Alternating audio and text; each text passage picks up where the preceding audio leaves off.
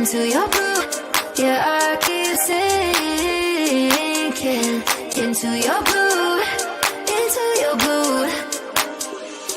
Stars, I keep seeing stars inside your eyes. In my mind, I'm holding on to all the sparks, flying through the dark while we collide. Tell me that I'm all you ever wanted. Take me to a crowded place, and I know all I see is the way that you breathe. Hit me like a hurricane, and I know all I need is your love next to me. Oh, I keep sinking into your blue, into your blue. Yeah, I keep sinking into your blue, into your blue, right into you.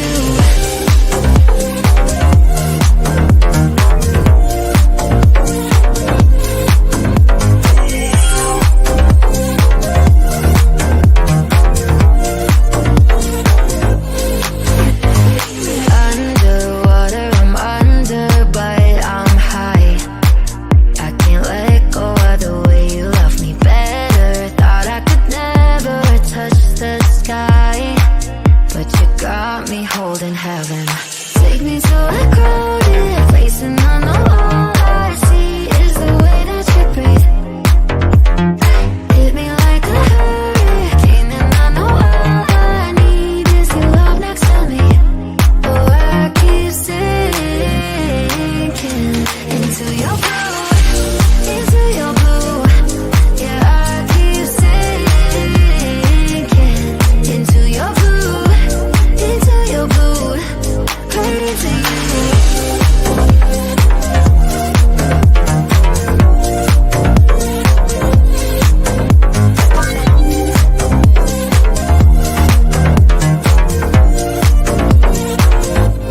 Oh, I keep sinking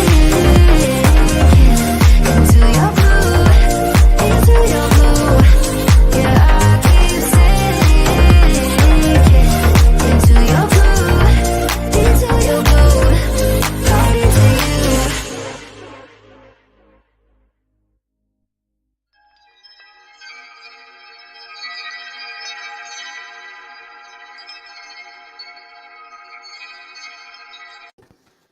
Voila! Here we go. Did you like the dance beats on that one, LegoDANIbob? Yeah, I was grooving. Not gonna lie, I was just like really feeling that. Nicole, Danny, there is a story behind why I have that particular track, and it's simply because there's a lot of blue sea between my good self and Brick Hive, especially when we're doing transatlantic stuff.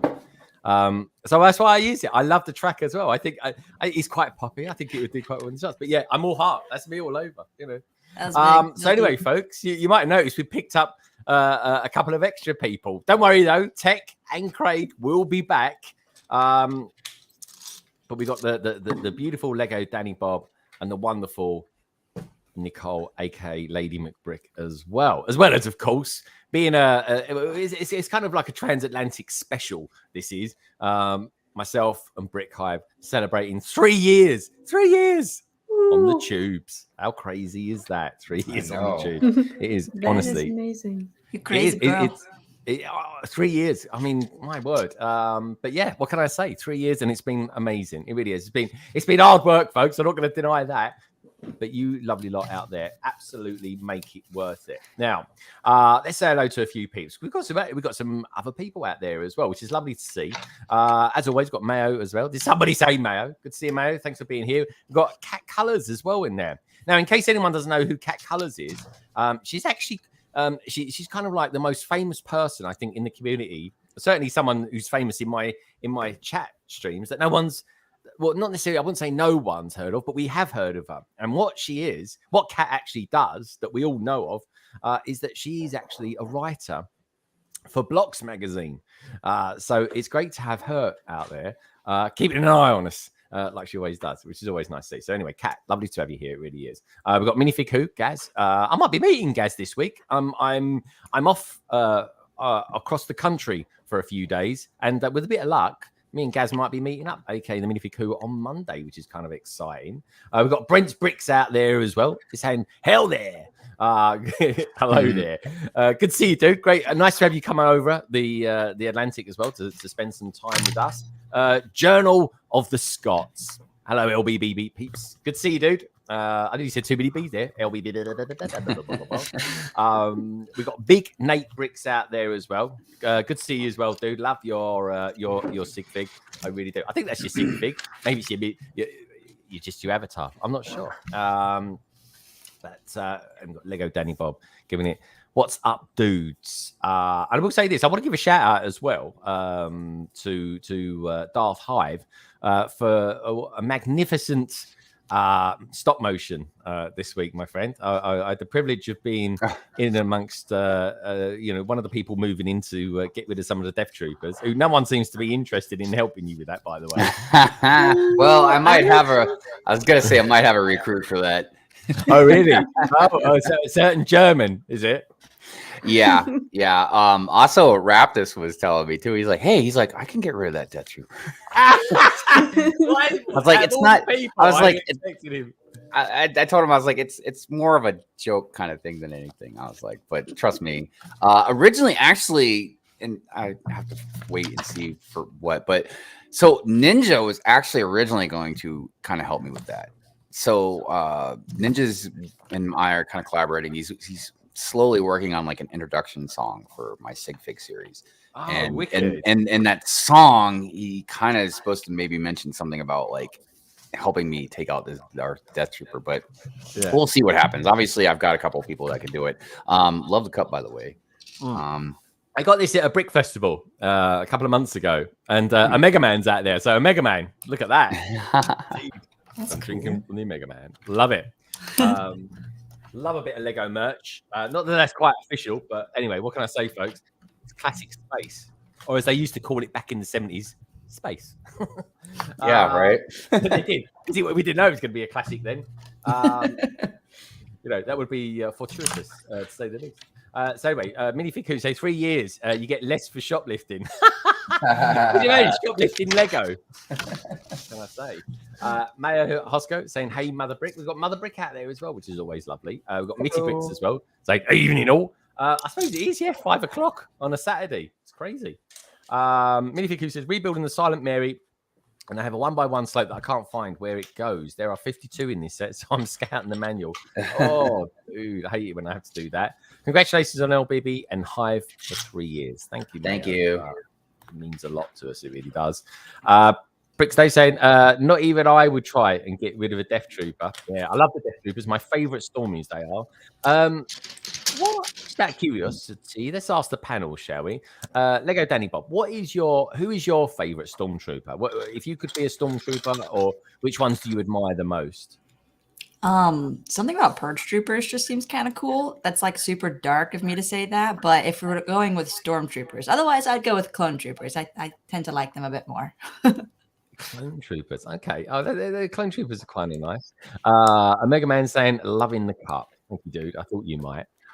Yeah, I like the Death Troopers, man. I just love that sort of thing. Oh yeah, so that gave me an idea though for like kind of a skit. Is because how they sound when they talk, their stuff is scrambled. So I was gonna actually have a skit where I don't know, one of us would go to like McDonald's and there's a Death Trooper that works in the drive-through. So like you can't understand anything he says through the drive-through. You know what I mean? Yeah, you gotta do that. That would be funny. It really would. So she's out there giving out some love as well. And Brickstage Pass saying, I only love a Super Trooper. We'll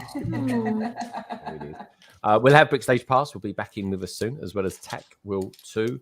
Yeah, so here we go. So anyway, I'm up to bag 7 of building the castle, folks. I'll show you where I've got to. I will show might as well use the build cam. That's what we got it there for, isn't it? I suppose. Let's do that. Oh, hold on. Let's do that. Then shall we do this? Oh, let's see if I can make one of them bigger. Oh, there we go. We'll use that one then. There we go. So here we are. This is what I haven't done. The 2 bags of this. I haven't done 1 and 2 because they're the advanced TIE fighter. So my focus on this stream for the next 2 and a bit hours is to build this, and this is where I'm at the moment. And this is an awesome set. It really is. You're moving along pretty good. I've done all right. Well, I was highly focused on it because I know the easy bit for me was to build this set whilst I was on Hive stream. And don't forget, folks, this is a 2-part stream. So if you want to see part 1, then check out the description below where you will find a link now to the 3rd year anniversary of Brick Hive's and London Bridge Bricks' YouTube anniversary down in that description below, along with all the details of all the people that will be on there as well today, as well as LegoDANIbob, Brick Hive, of course, Nicole, Craigster, and of course Planet Tech. And while you're down there, do us a little favor as well, give us a thumbs up because it helps the channel grow and it lets people know that we're actually out there alive and kicking, which is what it's all about. It really is, folks. So anyway, that's where I've got to with that thus far, which is kind of exciting because it really is a good set. And I mean that with sincerity. I really do. Anyway, let's do that. That's a great set. So, what else we've got going on out there, folks? We've got Kat saying this is one of my favorite Lego Star Wars sets. I'm loving it. This is the first castle I've ever built as well. I love Star Wars. I think I'm going to like castles. So I'm kind of killing 2 birds with 1 stone. Old enough saying what the 2 lovely ladies building. So a good point, actually. LegoDANIbob, she's always busy doing stuff. Look at this. What is that? Can anybody guess what this is? Oh, yeah. I realised. A flippy floppy. Yeah, I'm doing some sand speeder, I should say. It's not so much of a land speeder as it is a sand speeder. I didn't get too far on the stream, so thought I'd work on it some more today. Did you build the C3PO on that yet? No, I haven't gotten to that bag yet. I've been moving pretty slow on it. Stuck in the sand. He's stuck in the sand. Okay, fair enough. I'll tell you what, going for a run in the sand is hard work. It really is. Great for your calves. It's terrible for the rest of your body. So the Star Wars Porg Queen over here. What are you working on today? Let me see if you can guess. Oh, okay. Oh, I know. It's a head of some sort. Boom. I'd say. Hive, I'll let you have a dig at this, mate. Oh, yeah, that's that. Oh gosh, it's Luke's helmet. I'm trying to think of red. Oh my god, I can't even think right now. Detached cable. Detached cable. Yes. Exactly. And I tell you what, folks, right? If you talking of detached cables, cable detached, if anyone out there wants to give us a super chat, right? You get things like this happen when you give us a super chat. Detached cable. Detached cable. I did just do that. That was a lovely little segue into that. It really was. Put your name up on the London wall, give you a lovely shout out. Or alternatively, and there's 2 alternatives now, you can either join and become a Londoner or a Greater Londoner and be a part of the LBB family, or even now, and I don't know if anyone else on the panel's got this as well. Now I've got the thank yous. The tips. Yeah. So if someone's watching this back after the stream's finished, if you want to, you can give me a thank you in the form of, it's like basically a super chat, but they called it a thank you because obviously there's no live stream going on. So that's pretty exciting, isn't it? So that's amazing. But there we go. Yeah, it is amazing. But what is amazing is you lovely lot out there being here with us right now. And of course, this fine panel of people as well. And there we go. We've got our first one of the day, folks. Aldendorf, £2. It goes just like this. And on that note, I think we're going to go for something a bit like this. Detached cable. Cable detached.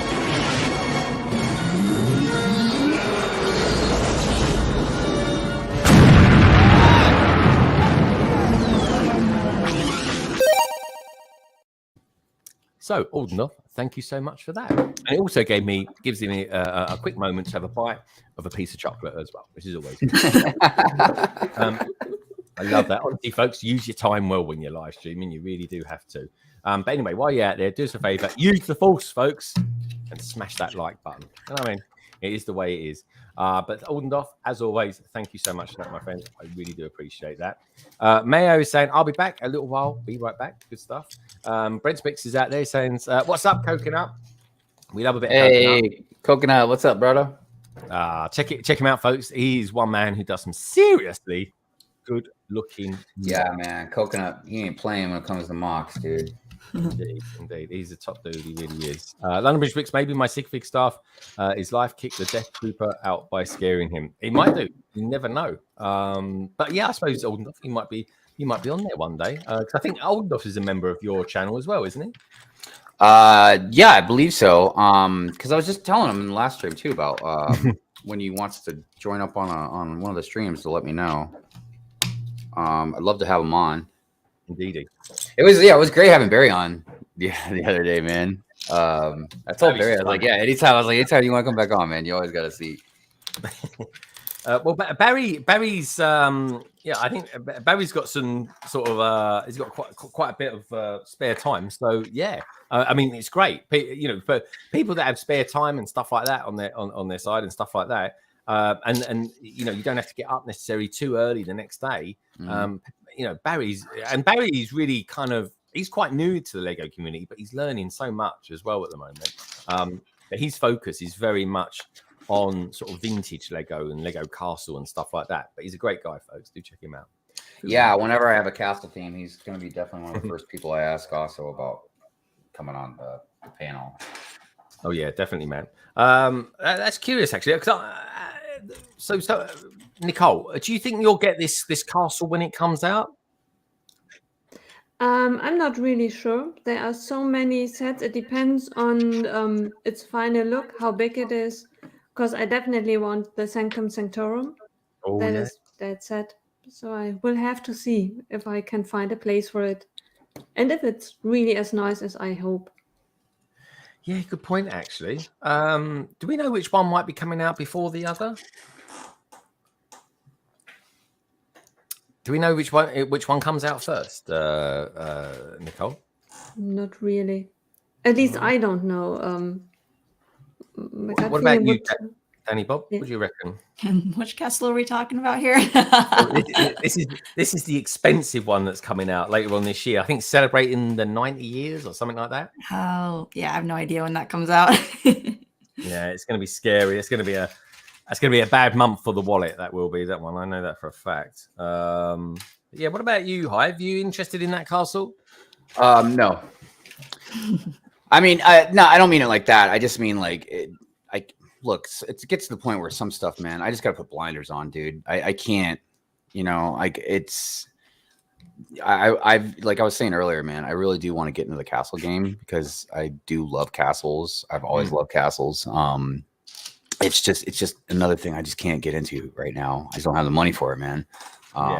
That's the problem. Like, and obviously it's about self-control, but that's something that as a serious collector of Lego, man, you've got to really try and think about what you want because there's so many themes, dude. Yeah. And when you start dabbling into all kinds of themes, then you like me, you start getting addicted to all of them. You want to get all the Speed Champions, and then obviously you want to get all the Star Wars stuff. You want to get all the Harry Potter stuff, and oh yeah, the Creator Expert stuff, and oh yeah, and this stuff. And it's like, yeah, it gets tough, man. So I definitely would like to, and especially like a castle would look phenomenal, like in my forest area or something, But yeah, it's just something that's gonna have to wait.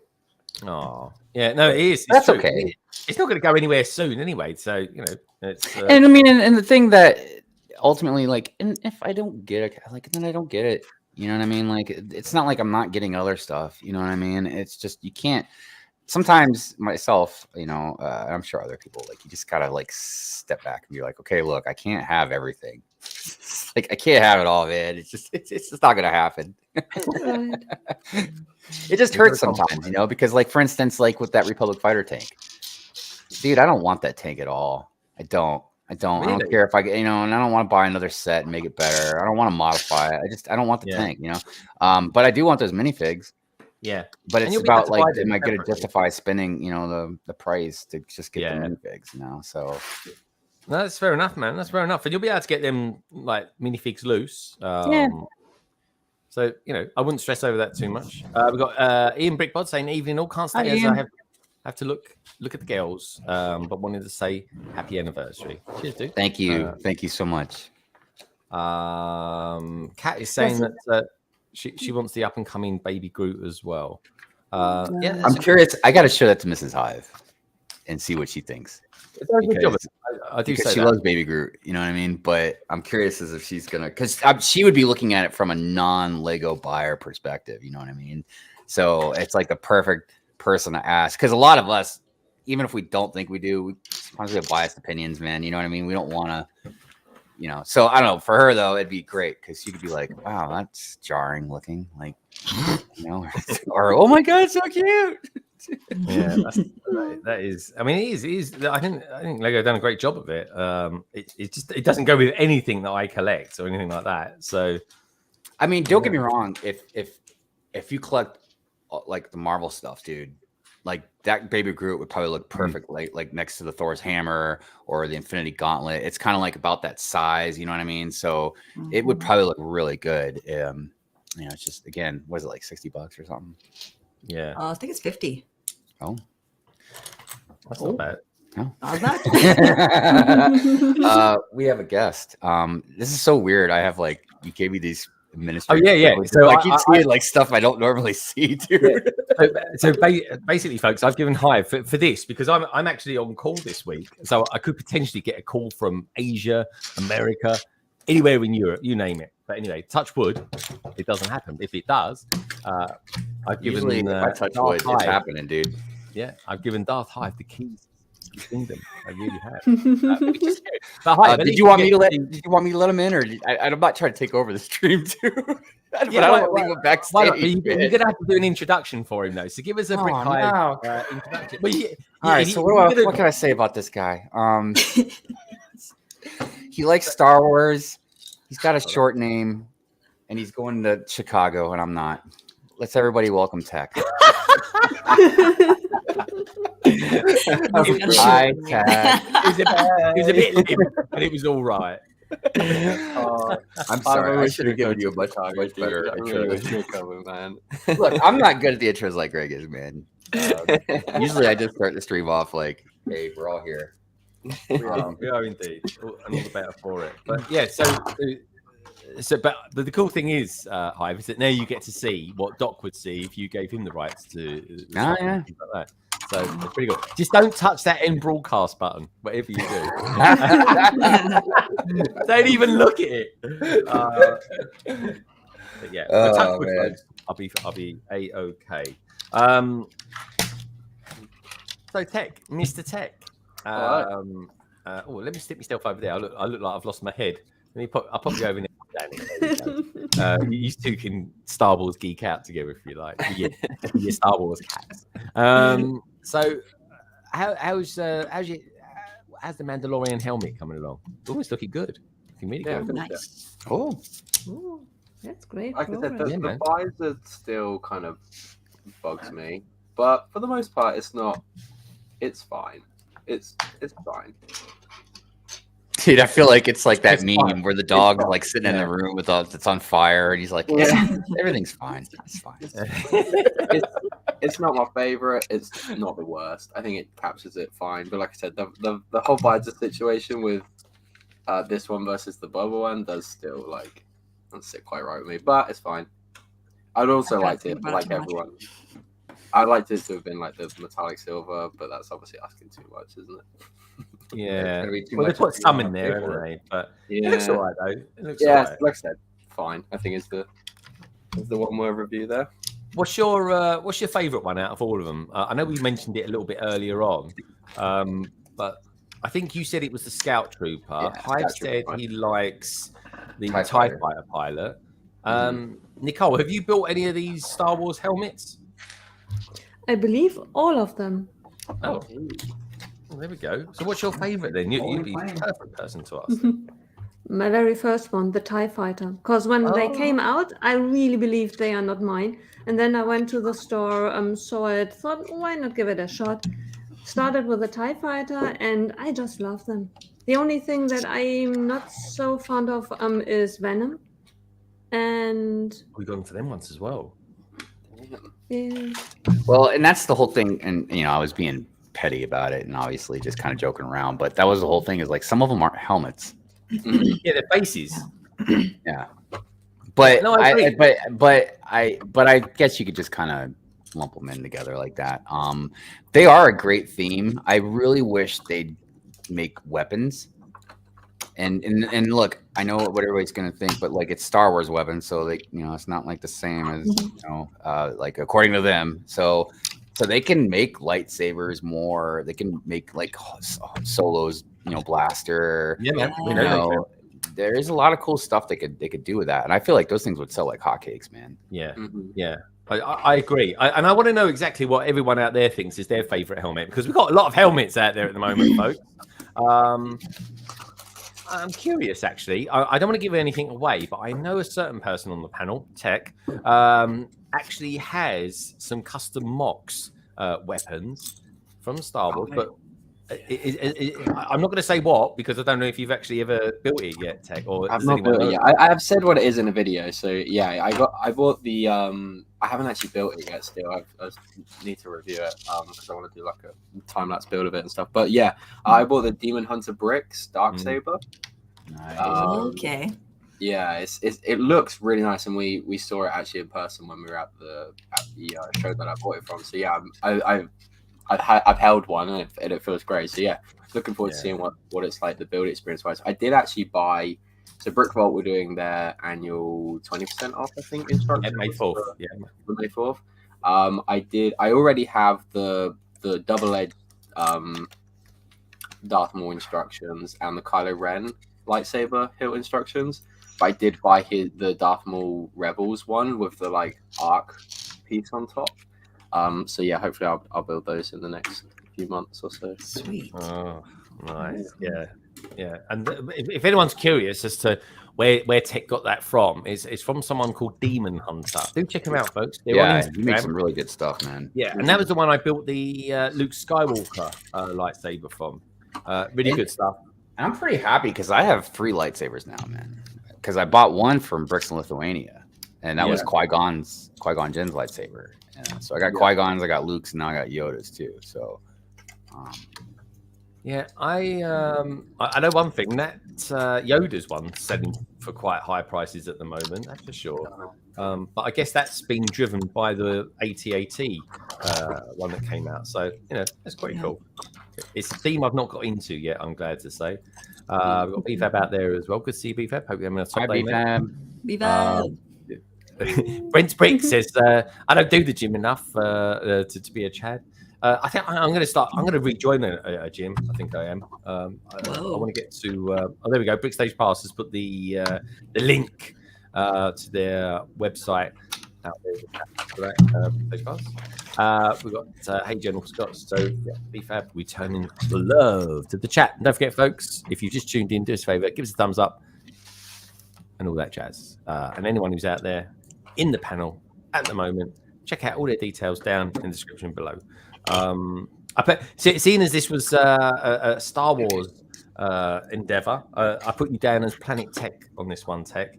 Perfect. Well, I was working on a Mando helmet earlier, so it does definitely more fitting. That's it. It all sits in brand quite nicely for you. It does. Hey, how are you finding doing the site kind of newer? New channel. Well, it's a new channel, isn't it? Really? So yeah, I guess. I mean, I'll be honest. I haven't uploaded a video in probably like a month and a half now. But I've been doing the like weekly stream and stuff, and that's been really fun. And like just implementing more features onto the live streams been really good. And we did like a May 4th special on Wednesday, which was cool. We did like a name that Star Wars character Kahoo. We did. I got everyone to submit their favorite Star Wars moments, and then I put them in a tier list. Oh, so good. that got quite controversial. They usually as you can imagine, people were going, "Oh, this is my favorite thing out of Star Wars." Oh, and I'm there like, "Nah, bottom tier." Oh no, I crushed them. Bit contentious, but no, it was good fun, and like the communities that's like some have come over from Tech Productions, and some people are completely new as well, and it's awesome. It's good fun. Yeah, that is good. So what's your personal favorite moment out of all of Star Wars then? I mean, I think what ended up top of the tier list was Anakin versus Obi-Wan from episode 3. I think the significance of it, the way it's choreographed, I think just everything about it is like peak Star Wars for me. Yeah. Well, I'll tell you, plus the speech that Obi-Wan gave, you know, like that whole thing, like, you know, you're supposed to destroy the Sith, not join them, all that stuff. Like that stuff's emotional, man, you know, and that goes back to what I was saying earlier about how tragic of a character Anakin is, dude. Like all the stuff, like, dude, you would think like, because he was the most powerful guy or whatever, you know, like he had it made or whatever, but dude, like he just got shit on, man, like in every direction from so many different people. And I don't know, man. I don't try and justify bad behavior necessarily, but I think it's important to understand the history of Anakin. You know what I mean? Because, and it also made me realize why it was so important for Jedi to get Padawans so young, you know, so they don't have an attachment to, you know, mothers and fathers and stuff like that, because I can see why if you had that attachment it could really mess you up, you know what I mean, especially with Anakin's case because his mother was all he had, you know what I mean. Well, like Grogu, I mean, he left Mando for like, what seemed a couple of weeks, and next thing you know he's flown back. Yeah, well, you know, I'm about tired of Grogu, so you know. You're gonna get a lot more of him in season. I know, dude. I'm like, are you kidding me? Like Luke wasn't good enough. Like, because I was so excited. I was like, all right, now Mando can get back to business. You know, go out and bounty hunt. And then I'm like, son of a, now he's got a. Of course he's not gonna bounty hunt now, man. He's got Grogu and he's got this N1 starfighter, dude. Like he's not gonna be able to get any bounties on that thing. So I don't know. So I guess it's just gonna be the adventures in babysitting for Mando. You know, that's straight up what we're getting. And it's, you know what, and it's fine. It's fine if that's the direction they're gonna go with it. Then Mando can be the babysitter. You know. How would you feel though if Grogu became a bounty hunter? I would laugh. Learn how to move a little faster. I mean, you saw what happened when just Luke was trying to talk to him. Luke had to pick him up every often. That was amazing. He's picking him up and moving him along slowly. Yeah, that was quite cute, even if I say so myself. It was very cute. So what about I could do with that coming out the I could do with that when I come out of the all-you-can-eat buffet. Just like, yeah, just pick me up, move me. That'd be great. I know. Usually, I got to be rolled like down a hill or something. Yeah, at least just pick me up with the force. That'd be easy. Yeah, someone could just force me out there. That'd be fantastic. Oh, it would be nice. It would be nice. Lady McBrick. So, what's one of your? What's one of your favorite moments of Star Wars ever? One of your favorite scenes? To me, it's the scene in the Darth Vader Luke fight scene when he releases his father. He comes back by dying. I think to me it's because when I saw it, yeah, right. Yeah, that was a very touching moment, and I always thought Vader looked so pitiful and pathetic once he took his helmet off. It looked like he was knackered. Do you know what I mean? That's what happens when you don't get no sun for 40 years, man. I know, man. Yeah, it's proper. Right, my wife's a redhead, and she's got a complexion quite similar to that. To be fair, let's hope she's not watching. She's not. She's out shopping in Kingston at the moment, so I'm very lucky. What about you, LegoDANIbob? Because for me, one of my personal favorite moments, my go-to moment to say, yeah, that was one of my favorite moments, is when Darth Vader's walking through that corridor in Rogue One, just cutting up. You and I think a lot alike, because first we've got like the culmination of the trilogies, which would be episode 3 and episode 6, and you guys both picked out like the most monumental moments of Star Wars where it evokes all the emotion. You have all of the plot. You have everything like transitioning into its final moments. But then the only other thing I could think of was literally the hallway scene, which is so impactful because I literally cried on a plane watching that scene because it was so cool.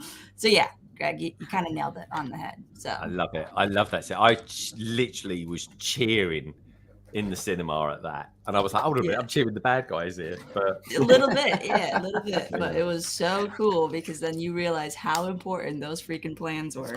Oh, dude, they were great. That was a great film. It really was. But what about you, Hive? What would you say is? It doesn't have to be the definitive moment for you, but what would you say was one of your favorite moments in Star Wars? I still stick with what I originally wrote down for tech. For me, it was the moment in Phantom Menace when that big sliding door opened up and Darth Maul was there. Oh yeah. That because you gotta understand too, like I was saying before, like growing up with the original trilogy and stuff, like when Phantom Menace came out, man, it just blew our freaking minds. Like we had no idea what to even really expect. And we hadn't had, except for like comics and books and stuff, but we hadn't had no live action villains really besides like, Vader and maybe some bounty hunters or whatever. But so when that sliding door popped up, man, and there was Darth Maul standing there and then his lightsaber, lit on each side. And that was the first time, we'd seen a double bladed lightsaber, like live action. I'd seen them in the comics, but I'd never seen one in live action. Not to mention just how cool Darth Maul looked, man. Like one of the coolest looking villains I'd ever seen. And Ray Park, who I knew previously, or not previously, but I knew after that from X-Men as well, along with other stuff that he did. But it just that moment, man, for me. And I was like, here's this Sith. He's going to take on 2 Jedi, which ironically turned into one of the things I didn't even like about the movie. Because I was so mad that Darth Maul was taking on these 2 Jedis, and then Obi-Wan just beats him, Yeah. And then even more so, I was even more mad after Revenge of the Sith because I was like, Darth Maul had the freaking high ground, dude. Like that whole thing that Obi-Wan, the high ground, and it's like, I don't know. So, but obviously Darth Maul was very redeemed throughout the Clone Wars and stuff. So. Yeah. But also as well, I mean, I've literally got 10 minutes left of watching the Solo movie that I watched earlier on this week. And I've just got to that scene where Darth Maul was in it, which was, a really welcome surprise. So I think in hindsight, I'm sure even George Lucas would think, I think I might have killed him off a bit too soon originally. You know what I mean? We've got Big Nate Bricks out there says Grogu is a little engine that Disney needed. He is he's a cash engine. Oh, he was a cash cow, no doubt. Yeah. Tina Bricks is out there. Tina, lovely to see you. Hope you're having a top day. Minifig Who says, do you think Grogu will actually start speaking? Well, it'll be like Lisa, wouldn't it? It'll be like what's or the baby from The Simpsons. What's the first word going to be? Stewie. Yeah, Stewie and all that lot. So who knows? It's a good question. Beefhead saying, for a sec, I thought Nicole was talking about The Passion of Christ. Blimey, there's a movie that came out in 1989. That was it. I don't know. You could probably take Kenobi's head from Attack of the Clones and pop that in there. He was very godlike looking in that. He had lovely hair in that episode. Yeah, we were talking about that earlier. We were indeed, my friend. He had some Jesus hair. And if you want to see the stream from earlier on, folks, what you got to do is just jump down into the description below to see part 1 or episode 1. Because we like to do it the Star Wars way. Episode 1 of the 3 Year on the Cubes with myself and my mate. Sue says, Minifig Who, when Grogu does start talking, what if it's incredibly unique voice? Gilbert Godfrey, Miranda sings, Al Pacino. I don't think it'd be Al Pacino. I can't imagine Grogu being Italian. Could you imagine Grogu talking like Barry? All right, Macca. Yeah, watch you, Luke. That choice of the lightsaber or the the vest made of Beskar. I've grown out of that now. Can I have the saber now? I would like to see Grogu sound like Marlon Brando from Godfather, man. That would be great. Be like, I need to get this force power. He'd be like doing this all the time. It's just... I want to see the scene though where Luke, like where Grogu kind of chooses the mesh vest when they got the chainmail, right? Because I reckon Luke would have like lost it for a minute, just for a minute, because we know Luke does lose it for a while. Every now and again, he sees red. Right? I just reckon he would have got Grogu and just lobbed him into the X-wing and said, "I can't even bother to drive you back or pilot you back. R2, just get him out of here. Get him out of my hair."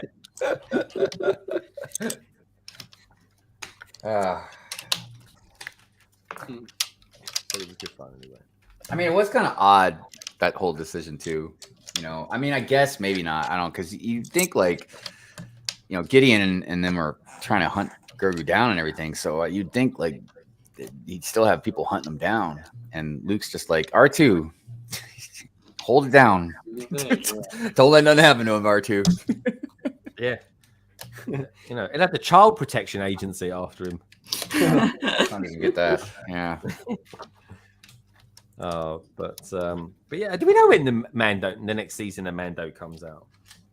I want to say probably fall. I don't think it's this year, is it? I think because we've got obviously Kenobi to come May, like June, July, just into July, and then we've got Andor is the end of the year, isn't it? Oh, I'm looking forward to that, man. Looking forward to that. Later. That should be good. So yeah, I thought Mando was maybe early next week. I think didn't it get delayed? Well, they're probably like, hey man, we gave you some Mando episodes already. Yeah, exactly. Seriously. I wonder if we get like a sort of Star Wars Christmas special this year or anything like that. What do you mean, like a Lego one, like they have done? Maybe, yeah, like a Lego one, or maybe even just a Star Wars one, like a proper Mando and Grogu for Christmas. Just invite Luke and Ahsoka and like. Oh, dude. They call a troop with Gideon just for Christmas. He comes over. Yeah. Craig, that is epic. If Grogu just started saying, "I am Grogu," that's all he ever says. Oh my god! Oh my gosh! And it would be better if he sounded like Vin Diesel. Funny. Love it. Great idea. But you know the do you guys have you all been watching Moon Knight? Yeah. You know, Tech hasn't. I'm not giving nothing away, but you know I'm not going to watch it anyway, so you can. Cool, man. I haven't seen the finale yet. Okay, you're not seeing the finale. I won't give anything away. But I'm Cute. This is classic Greg. I won't give anything away. I just one thing I want to say, but I'm not going to say it. No, seriously though. But who? You know the voice of the guy that does the god in it? Is that the same guy that does Optimus Prime? No, I didn't think about that. No, it's not the same guy. They sound, he's a famous actor. You'd know him if you saw him or whatever. You know what I mean? But like, no, it's not the same guy that plays does voice because he's an actor. He's not like a voice actor. Oh, okay. You know, he's an actual actor. He's been in a ton of stuff. I just can't think of what off the top of my head. That was a weird show, by the way. I really enjoyed that show, but not really for a superhero show. We have a guest, by the way. We do indeed. So you get the notifications now as well, which is good. Keeping me on my game now, Hive. I'm liking that. We've got Brent's Bricks out there saying, "Hey, Sai," and that is a very good segue into our next guest, who's now joining the channel. Anyway, he looks like he's ready for it. I think this guy was born ready. I do. Let's bring him in, shall we? It is, of course, the wonderful Darth O'Connor. Hello, mate. Hi. How's your asthma? Good to see you all. How's my asthma? Yeah, it's great. Yeah, somebody get that Sith inhaler, man. How you diddling, Si? I'm good, thank you. Good to see you all building away. Just dropped in to say hi. I'll be here till the Chinese arrives. Are you back to having Chinese every Saturday night now? Oh, talk about food. Not every Saturday night because we're all getting a bit fat. So not the rain though. So what? I'm curious then, Si. If we go down the Chinese route, what's your so what do you tend to order? Are you a spicy man or are you more of a noodle head? You like that Kung Pao chicken? No, I really like it. I've never had it. You know, there's so many Chinese dishes I want to have, but like if you go to a restaurant and have them and you don't like it, what are you going to do? You can't send it back going, well, I know a lot of people from being a waiter that do send it back. Really? Yeah, dude, you wouldn't believe the amount of people eat like half their food and be like, I don't like this. I want my money back for it. I would not. That's why I hated waiting tables, man. I was like, I just got too irate with customers, man. Yeah, like, no, what do you mean? My favorite thing is chicken and black bean. That's what I like, but I get it without garlic, without onions, and without something else. So Lorraine, they already know what it is. Oh, you're here for the weird order. Yep. What does it taste of? Does it taste of anything if you take all the? Well, it's black bean sauce. It just doesn't set my mouth on fire. So there's no chili and there's no onions because I hate the taste. I hate the feel of onions in my mouth. But I love fajita. You don't like the feel, the sensation of onions in your mouth. You know what the number one food is that people like the taste but hate the texture is coconut. That's like one of the number one foods, man. That people love the taste but hate the texture of it. Like, and I'm the same way. I love the taste of coconut, but man, I hate that. I don't know. I hate the texture of coconut, man. It's just, yeah. I've never really thought about that. Do you have bounty bars in America? No, bounty is paper towels. The quicker picker. Well, we have them though. For sure. We'll put them in your mouth. Like almond joy. Almond Joy is good. I like Almond Joy. I like Mounds too. It's good stuff. Oh, cool. Barry says coconuts is sexy. I feel like that's something Beef-At would say. Yeah. Hey, I just heard the beep. There's another guest. Okay. Do you want to introduce this one? I can. Honestly, folks, this is going to be a new segment now for Good Morning Brick World. All right, so what can I say about this guy? I always think of tropical settings when I see him streaming because of his shower curtain in the background. He's a very talented mock builder, and he is not going to Chicago, so it makes me feel a little bit better. This is Craigster. Yo. There he is. Y'all ready for this? Dun, dun, dun, dun, dun, dun.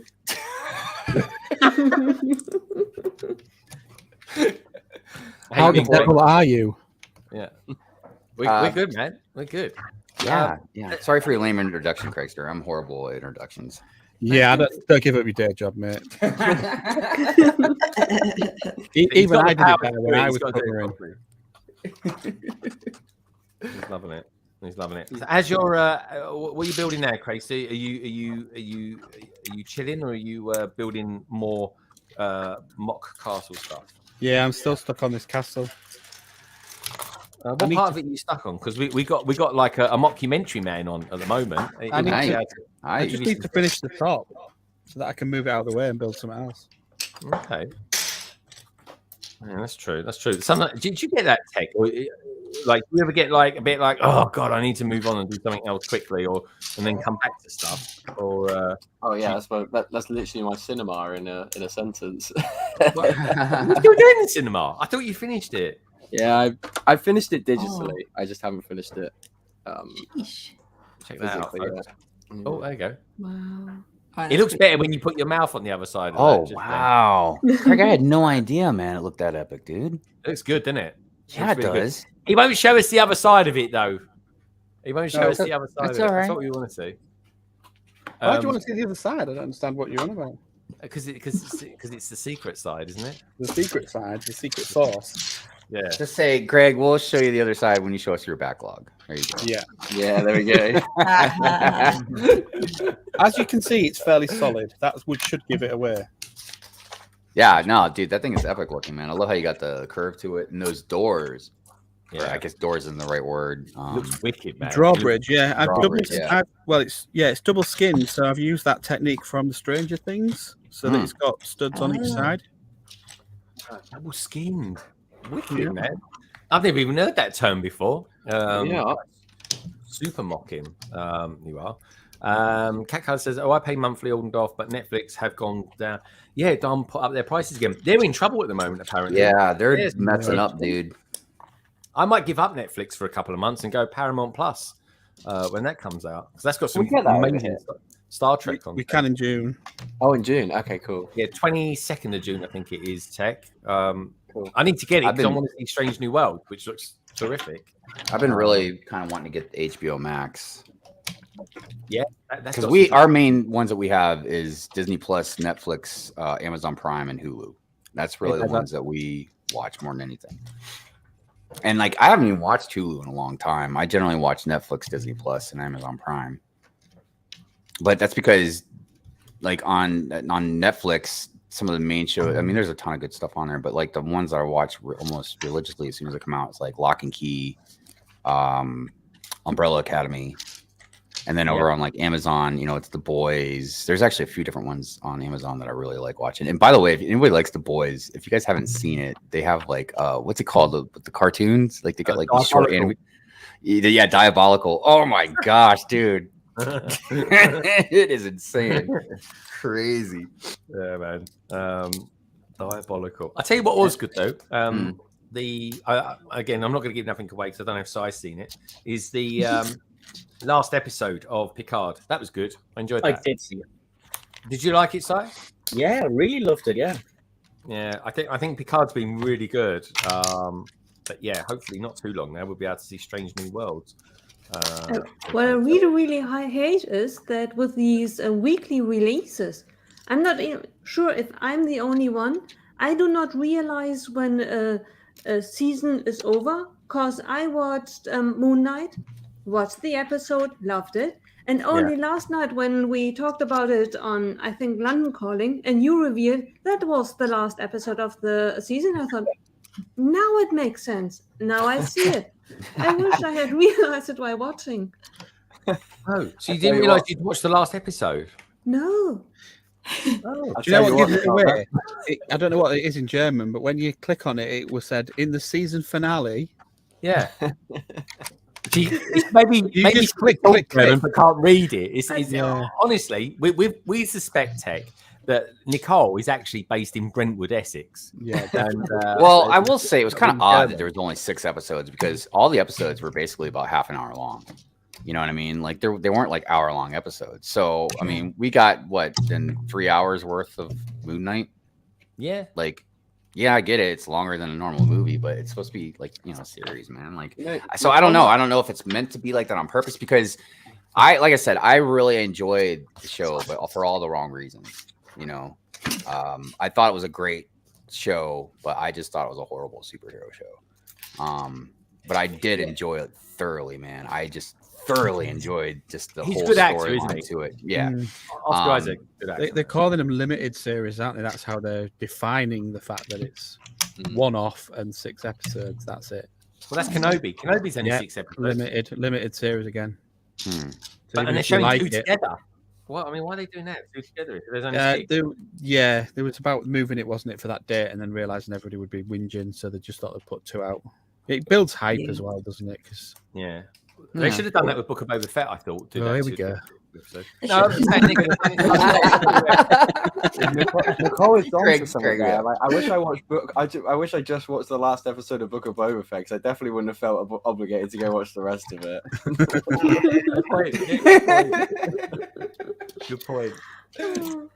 It's what can I say? It's a contentious subject. Book of Boba Fett. I think Moon Knight is very important to what they're trying to build. I know I've not seen Multiverse of Madness, so I can't spoil it. But obviously we know that we've got Zeus coming in the trailers from Thor, so they're setting up. We're setting up the gods, aren't they? And I think that's what Moon Knight was about.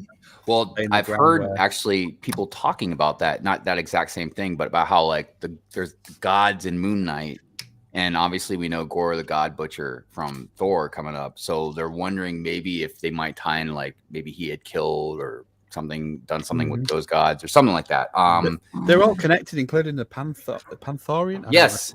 Yes. Black Panther, aren't they? It's all linked together. And I'm glad that I can't remember the hippopotamus' name. But I love that character, by the way. Yeah. She's cute. I know, but it was cool that they explained about the afterlife and why some things seem different than others and stuff. Helps make sense of Odin passing in and I Thor as well. And the reason I really appreciate that is because I really appreciate when they can, and I talked about this with Star Wars, is when they can stay with consistency, man.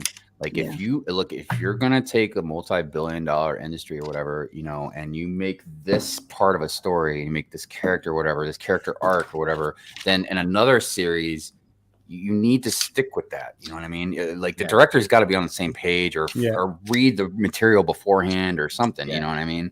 It's kind of like if you make a Marvel movie, and like it'd be like if Sam Raimi put stuff in Doctor Strange 2 that was totally different than Doctor Strange 1. It wouldn't make any sense, you know? It reminds me of the last 3 Star Wars movies. 1, 2, 3. That's a perfect example, dude. That's a perfect example, man.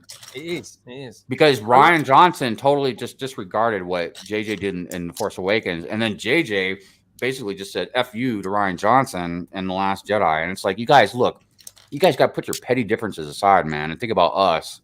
Like the people you're making the movie for, you know?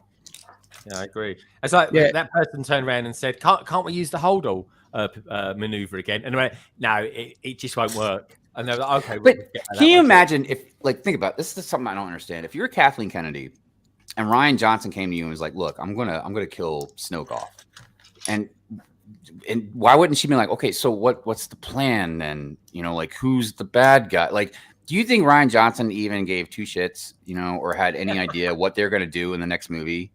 Like, well, I thought the plan. I'm basing it off of, is it Colin Trevorrow's script? Yeah, which was a great storyline. Yeah, I think it would have made much better them feel a bit more like with a bit more continuity.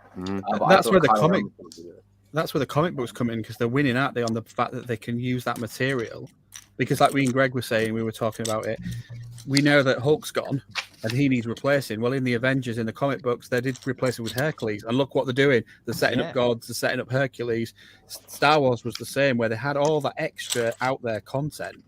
No, I can tell you right now, I think what they're doing is, I don't know what they're going to do with the Avengers. I know we're going to have a young Avengers. Like they're setting that up, dude. There's just too many young Avengers now. There's Kate Bishop. There's the 2 kids, Wanda's kids. You know what I mean? I know they're young yet, but there's I can't even think. There's a bunch of them, but I feel like a lot of characters are going to be replaced with alternate versions of themselves from like the multiverse or whatever. They have She-Hulk coming, so she could replace Hulk. You know what I mean? I don't know what they're going to do about Iron Man. I don't know what they're going to do. They could throw in like Captain Carter for, you know, Captain America.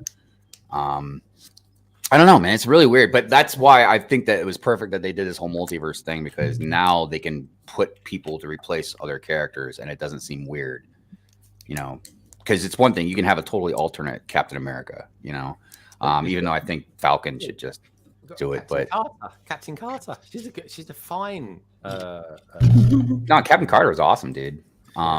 It's like bringing in the Wookiee from the comics in Book of Boba, because he was you've got material there. He was one of the best things in it, because you've got material there that you can draw on that connect things together. Bringing in Cad Bane again was another smart move.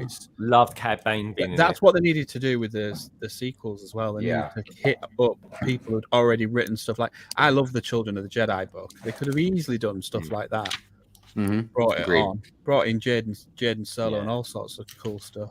I'm looking forward to the gods coming into it, because I tell you what, in DC's Jack Snyder's cut of the Justice League, Zeus was by far way more powerful than Superman. Like he pretty much, him and Ares, I think it was, pretty much, you know. Well, you got to remember, Zeus and them, they have magic, and that's something that Superman is weak against. Exactly. That's why Shazam is pretty much the only other superhero who can take out Superman.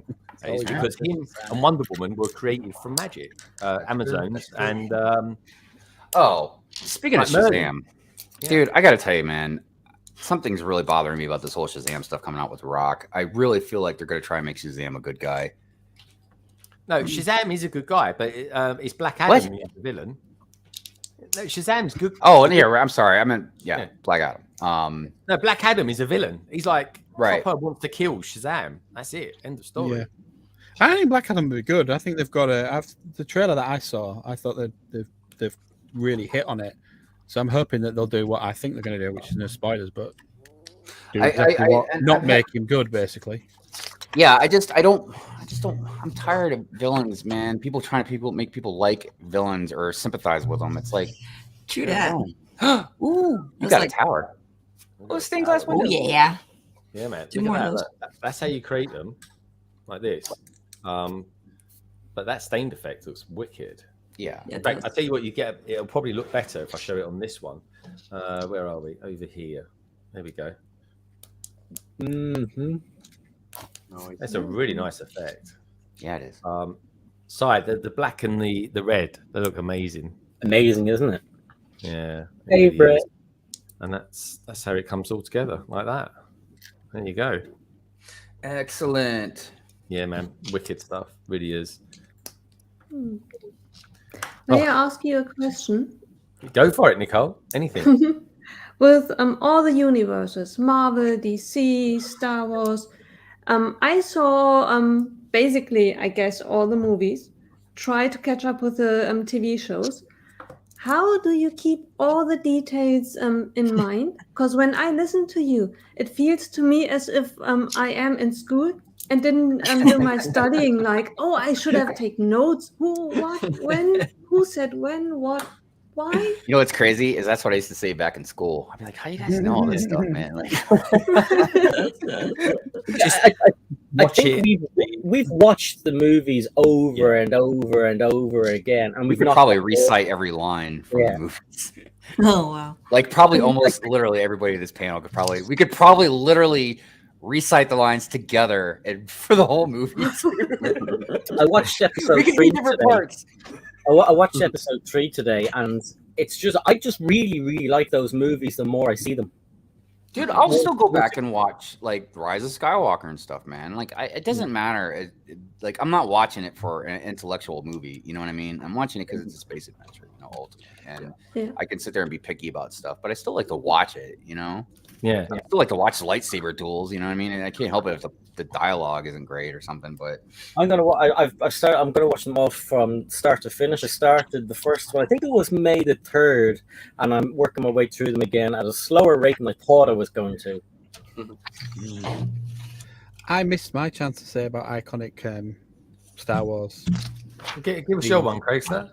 So the one I like the best out of all of them, and I put a lot of thought into it, just couldn't make it top screen, was is Darth Vader's first appearance coming through those doors as a kid. Yes. Oh, yeah. It is just so iconic, and they open up, and it's like, here he comes, and the music, and it's just like, what is this? And I was like cowering behind a sofa. I was like, he's scary.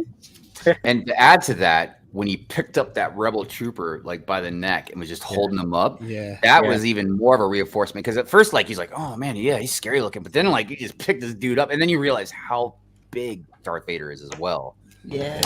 And then of course, like, his voice and just everything about, it still gives me goosebumps, and it's probably why I like Greg. I was happy when we saw that scene at the end of because it was the reverse of it. Yeah, because we saw the scene before it. Added extra weight. You go and watch that. You go and watch New Hope straight after it, and come through the doors. You're like, yes. You got the tension of it as well, because that is one of my favorite. That's one of my favorite scenes, actually, Craigster, as well. And that scene when they're when the Tantive 4 is kind of being on the track to beamed up into the hull of the Star Destroyer, and you can hear all the sort of grinding noises, and they're all kind of looking up, going, "Bloody hell, what's going on up there?" And then it all starts coming through. I just love it. And then the iconic scene, right? And I tell you what, folks, Lego should definitely. I mean, if they're going to start doing these dioramas, do that scene with the corridors where you've got the scout troopers, or the rebel troopers, anyway, kind of firing at the door. Stormtroopers trying to pile through it, and C-3PO and R2-D2 going across that corridor where there was blasters going everywhere, but they didn't get hit once. Brilliant moment, an awesome moment. It is. And I love stuff like that. I really do. So, what would you say then? Because you're kind of deep diving into these Star Wars movies. Give us a moment out of those movies that you think, that is a really good favorite, one of my favorite go-to moments in Star Wars. Well, rewatching the first 3, I found it really tragic. Just the story of Anakin and Padme, at the same time she was dying, Anakin was dying, but he was being reborn as Darth Vader. I actually had a tear in my eye for the first time watching that movie ever. I was like, "Oh Jesus Christ, this is serious." You know, like it's, you know, she died in childbirth. It's a tragic tale from start to the end, and I don't know what happened. It was like an epiphany. I've seen the 3 movies in a very quick succession. It was like an epiphany today. I was like, "Oh my god!" And they're actually becoming my favorite ones out of the entire saga. But they're good stories, aren't they? That's the thing. The story is fully there. Yeah, you know, it just occurred to me too. Another iconic scene that I really truly loved, and it was epic in the theater, was the beginning of Revenge of the Sith. The opening scene, you know, when they're flying and they go right past the big ship, and then you see the battle underneath and everything. Yeah, like, yeah. You can hear like the drums, like they have like these drums in the background, dude. Like that whole scene too was amazing. Yeah, I liked it when that R2's head got ripped off. Yeah, I cracked it up. That was another thing about Phantom Menace. I remember when we saw it, like that, we were just blown away. Like you saw where R2 came from, and you saw where 3PO came from, and yeah. Because he'd always said, "Oh, thank the maker," and you were like, "I wonder who made him." Thank the maker. I know. I love that. I love that saying so much, dude. Because it's so vague, dude. It's because it could mean anything to anybody. Yeah. Right. Yeah, they didn't get the opening scenes right on any of the sequels, did they? Because they're not iconic. They're not like the other 6 films. I'm trying to remember, because I remember The Force Awakens easily. One of them had like a massive ship with almost like a crucifix at the front of it. Yeah, that was The Force Awakens. Yeah. And then the Last Jedi, that was when they're escaping that one planet, but I don't remember what the opening thing was on it. I don't know, but whatever they were, I don't think they're not memorable, are they? Yeah. I think New Hope was my favorite intro. Love that. Yeah, it's probably my second favorite, honestly. My third would probably be Empire, because I love the scene when they shoot the Imperial droids to scout out, you know, like how they see them from the bottom of the Star Destroyer. Yeah, there's definitely, man. And that's the thing about like a lot of these types of movies is it's a lot of times it's certain dialogue, certain sayings that, you know, stick with us. Sometimes it's certain scenes, certain characters, you know, the whole "I know," you know, when she says "I love you," and he's like, "I know," you know, just like there's so many different things like that that mean a lot to us. You know what I mean? I think Danny wants to mean something to us as well and wants to tell us something. We were ignoring him, hoping she would I'm sorry. What's up, Dave? Yeah, I'm not the only one in charge. Danny, show us what you've done so far. Show us what you've done. I think you can tell what it is now. Eh? That's Wait, that's me doing that. 5. Yeah, it's bag 4 and 5 that's been added onto here now. How many bags are in there? 9. Okay. There are 9 of them. I took 9. It's all meme related. It looks quite a good build, that, to be fair. It's super solid. If you like just layering bricks and plates, it's quite that's fun, the thing honestly. that was interesting is it didn't have a Technic build to it. Yeah, it's not very technical. If anything, the seats, because you kind of finish them off as you get higher and higher, so that's kind of nice. It's got some side build techniques in there a little bit, but mostly it's just layering on. And you've got a couple of things that clip on the back here, but it's just solid. Like it's heavy. It's literally solid. So and the steering's on the right side. I do got a boogie though. I got some errands to do today. We're actually going to be putting the boats in this weekend, so that's super exciting. So I got to go help my dad. But guys, big shout out, like wonderful job being on YouTube for 3 years and always hosting people. You guys have been really awesome to me coming into the YouTube space. So yeah, big thank you to you guys. It's been awesome getting to know you and meet you, and congratulations on 3 years, and have a wonderful rest of your stream, evening, morning, noon, night, wherever you guys are out there in the chat. I got to get going. So thanks for hanging out with us, Danny. Bye. Take care, Danny. Good to see you, Danny. Bye, guys. Bye. Oh, that's lovely. Danny's awesome, dude. She is. She really is. Honestly, folks, what she doesn't know about Star Wars isn't worth knowing. Check out our channel, folks. She is full of good old Dark Force and Jedi energy. She really is, folks. She's awesome. So yeah. So Tech, what are you sorting or building at the moment? So I'm just going to start working on. I had a bit of a fumble with my. So basically, for my UCS 8080, I bought a display case for it. But I'm going to put I'm doing like a bit of a snow base to it to have it like be on Hoth. So I'm going to create a bit of a diorama out of it. So I've done a few streams on it, but I've built like the base of it. Now I need to work out like where the feet are going to go into it, because I want to like embed the feet down, because obviously like the weight of an AT-AT is not just going to be sat on top of the on top of the snow. So I want to sort of create space for those, because I haven't the display case I got for it was actually for the micro scale Hogwarts Castle, because I was hoping to fit 2 of them in there, but I've decided that I'm just going to have one for now and have like a bit of a diorama, and I can use like the Hoth ATST that we've got. I've got the 20th anniversary snow speeder, so I can use that and create like a bit of a scene. I think that'll be more interesting. And then maybe after a few months, if I get bored or if I want to build the other one, then I can take that out and just put 2 in there. But yeah, so I've just done that, just repaired the floor that I had fumbled as I moved it off to stream the other day, and now I'm going to work out where to put the feet. Sweet. So I'm really up for buying the AT-AT at some point. I'm going to get it this year, 100%. Whether I get it midway through the year, saying that we're nearly, is it mad? Like next year, midway through the year, or I'll get it Christmas time, and I want to build it because I am thoroughly loving the Millennium Falcon. I really am. But I think the ATST will take up less space, because it's kind of like you build the legs, you do the body, you attach the legs to the body, and then you do the kind of the head side of it. And yeah, I love the ATST, so I'm still definitely going to get it. With that in mind, would you recommend I get that before I get the gunship, or not maybe necessarily bother with the gunship because it's a problematic build? How you display it.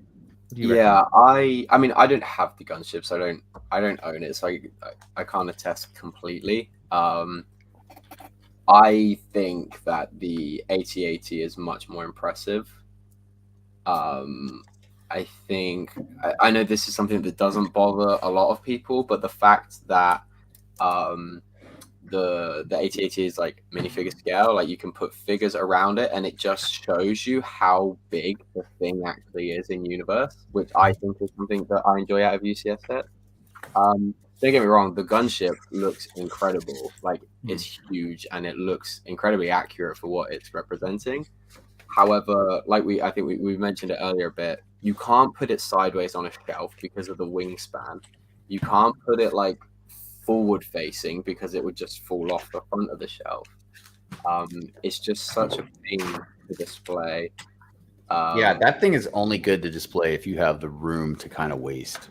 Yeah, you need a big, like Hive said, you need it like on a stand, on like a dresser, or like some deep or like in a corner or something. Yeah, it's got to be in a corner, dude, or else if you have it on a shelf, you have to have a wide shelf to have it so far. Like I was saying, man, you can't even fit that thing through a normal door. Like just walk it through a door. You have to like maneuver. The wingspan on thing is insane, dude. Yeah. Displaying purposes, it's horrible. Yeah, the AT-AT you can fit on like a Billy bookshelf, which is what a lot of people have, and it's thin too. Yeah, given it takes up quite a lot of height, but you can fit it on a really standard size shelf. So for that, and I just think the way you compose the legs in it is really good. The detail, not what I'm a lot of people's criticism, I think, going into it, or what they thought was going to be a criticism, was like how repetitive they thought the build was going to be. However, I did not find that one bit. I know SW Bricks and Figs didn't find that one bit when he built it. Like he enjoyed every second of it, despite building 4 feet that are like all the same. There's something about the build is just really, really good fun. I built each bit as I went on the feet, and I didn't find it. I didn't build a whole leg and then go back to that again. I was building feet together, and I quite enjoyed it. To be fair, yeah, me too. Yeah. That's how I did it. I think it's because them feet are so solid. There's something quite satisfying when you put them together and like you almost want to clomp around with them because they're real chunky and they feel good in your hand. Yeah. It was nice making another. It was almost sad to finish making one, to be fair. Yeah. Yeah, it's really good. Greg, I think you're on mute if you were talking. Sorry. I was going to say, didn't you think that when you didn't really want to finish it when you were on your live stream? Yeah, 100%. That's why I left it for ages, because I didn't have a place to put it, but mainly actually because it was just so much fun. It's so much fun. Yeah. It was frustrating as well. Let's not be honest. You know, there was parts of it where it kept touching and falling off, and I was like, but that actually made it a bit enjoyable because it wasn't the normal build where you just go, oh, bang, ta-da. It was like you've really got to look and go back and go, have I actually done that right?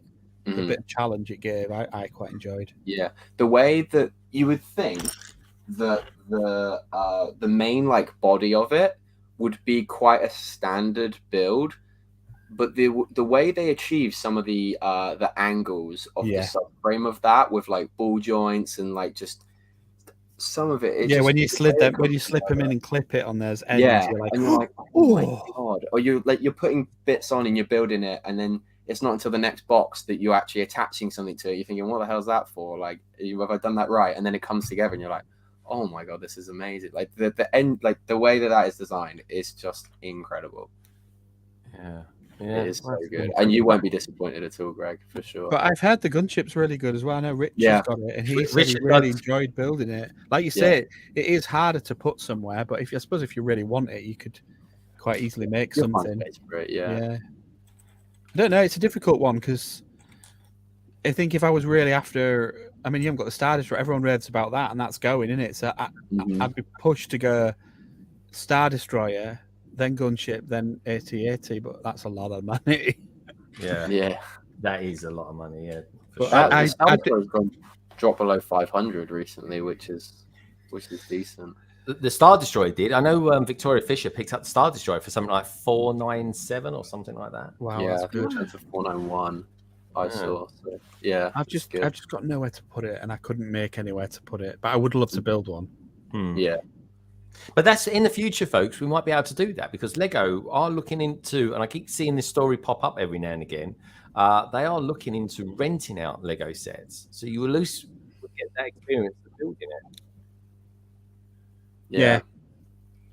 Our lug does that. We have but there are a lot of sets are like from pre-2000, but you can go and rent. You can basically check it out for free and build it. You just got to return it when you're finished. It's quite cool. I think they've got about. I think there's about 500 sets or something ridiculous, so it might even be more than that now.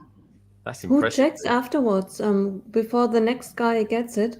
Who disassembles it, and who checks for completeness? When it comes back in, I think there's a bit of checking and stuff, and a lot of goodwill because it's a lug resource, so people tend to not take the mickey or stuff. People come in and check out parts, and it's really funny when you're watching them because they get the book out and they start writing in which parts they've taken out of this old bound diary, and they're like, I've got 5 of these 1x3s, and it's like you just know we're not really that fussed, but it's nice that it's all written in and then checked. People care enough to have the respect for the system. Well, that's nice. Yeah. And it's not always bad people taking stuff. I know that when I clean my apartment, I find Lego in places I've never been with Lego. So stuff gets off the table. And so you lose stuff. Yeah. Well, it's good. But that's the thing about Lego, isn't it? It just pops up in all the strangest of places. Do you know what I mean? It's like we've all trodden on it at some point or other. Is it the most removed toy from children in the UK an A&E, where they literally always finding bits of Lego in children? Yeah, they know. Yeah. Have they said what's the most ludicrous place that they've ever pulled a piece of Lego out from? Yeah, I'm thinking that might not be for kids though. That might be from adults. Yeah, that's it. Well, back to the cucumber. Greg's wondering if they've ever leaked his story where he had to go to A&E because he got Lego stuck somewhere. Yeah. I've never been the same since that. Them seeds get stuck, don't they, Greg? Be careful with those 2x8 bricks, everybody. That's all I'm going to say about that. What can I say? They're definitely not biodegradable. That's all I'm going to say about that. Tishu says, heartbreaking scenes. Ahsoka last season Clone Wars, surrounded by area of all those helmets, trying to avoid spoilers. Yeah. That was a good scene. It was a really good scene. It really, really was. going out there. Ooh, I need to press Fooding with Brick saying, I made my thought video on ideas, made it shorter than you and Greg. If you haven't seen it, hold on a minute. Well, actually, I don't know. Actually, Oldendorf. There was. I think the average person. How long is it, Oldendorf? I'm curious to know because I thought we did it in 2 hours last night, or just under 2 hours. I thought that was good going for 9 people. Because I haven't seen it Oldendorf yet. I have been asleep all day. I will watch it. I am sure. But yeah, Barry did a video as well on that very same subject. I made a slight minor mistake on the bottom of the castle, so I'm just correcting myself on that one. Nothing too major, folks. But it is something I'm working on to make sure I'm right on the next bag. How's your build going, Nicole? Not bad. Oh, okay. So the back of the helmet first on that. Yeah. Very cool. Already have the glasses. That's quite nice so far. It's quite. I don't know if I like. I just can't make up my mind if I like it. Is anyone else out there as well thought about the helmets? Because to me the lines on his helmet are like printed on the actual real source material, and these are bricks that are kind of constructed. So the shape of it is wrong to me. I don't know. Yeah. Is it? Yeah. Oldendorf, he's saying he did it in 24 minutes. Well done. Well done. 39 things. So yeah, everything was averaged of about 40 seconds. Very good. Oldendorf, but your video didn't have Cabbage and Craig's reactions. This is true. You see, this is true. 9 different reactions to it. I tell you what, folks, the fact that we did that in under 2 hours, I thought it was pretty monumental, in all honesty. Oh, that didn't sound too good, Nicole. No. What happened there? You didn't like the lines, right? They came off. There you go, Steve. Yeah. Maybe I leave it off. So. Oh no, but that doesn't make sense. You built more before the stream started than what you've got. Yeah, she's literally gone backwards. Yeah, she's dismantling the helmet. Oh dear. Done. What have I done? What have you done, indeed? What have I done with this? So, Si, what have you been up to today, my friend? Are you been out shopping, making videos, or just relaxing? Yeah, just making up some videos. Do you know what I put it? I you know when you upload your video to YouTube and you're checking it, but I went off and just left it, and an hour and a half later went back, and it says waiting. It hadn't done anything, and I was like, oh, for God's sake! So just that. Just doing some house stuff. It's Saturday, and Nullik has a bit of a sniffly nose, so I was chatting with him for a while, and nothing really. It's like just an arse around day, really. Yeah, I suppose it is. It's a nice thing to do, though. I like those sort of days. Arse around day. Arse around day. Arse. I'm going to be up. I've got to be up at 6 o'clock tomorrow morning because I'm going to Bath tomorrow. But I've got to paint my decking twice before I leave. So, yeah, I have honestly. Yeah. So I've got to be up super early to do that, and it's a big lump of decking, believe me. But it's I've got to be up super early. So I think I don't know what I'm having for dinner tonight. Actually, it'll be nice anyway. I think it might be Moroccan tonight. I think we're having some Moroccan, homemade Moroccan food, which is going to be nice. I'm looking forward to that. But yeah, how you doing there, Hive? Doing great. How's your build going? How's your bust? How's my bust? Man, Yeah. shame on you. That's a personal question. No, I got it done. Finished. Oh, you've done it. Wow. Oh, let's have a look. Let's take a look at Hive's bust. And I know what a lot of people thinking out there. No, I didn't pay somebody else to build it.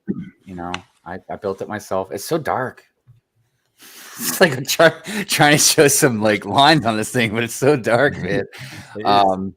So you know, it is like we mentioned earlier. It's interesting because this and that Sith bust are significantly smaller than the helmets. But I like this a lot, man. I think it's great. It's such a great little piece just to put on like your desk, you know. Yeah. So Does look good. yeah, represent Vader.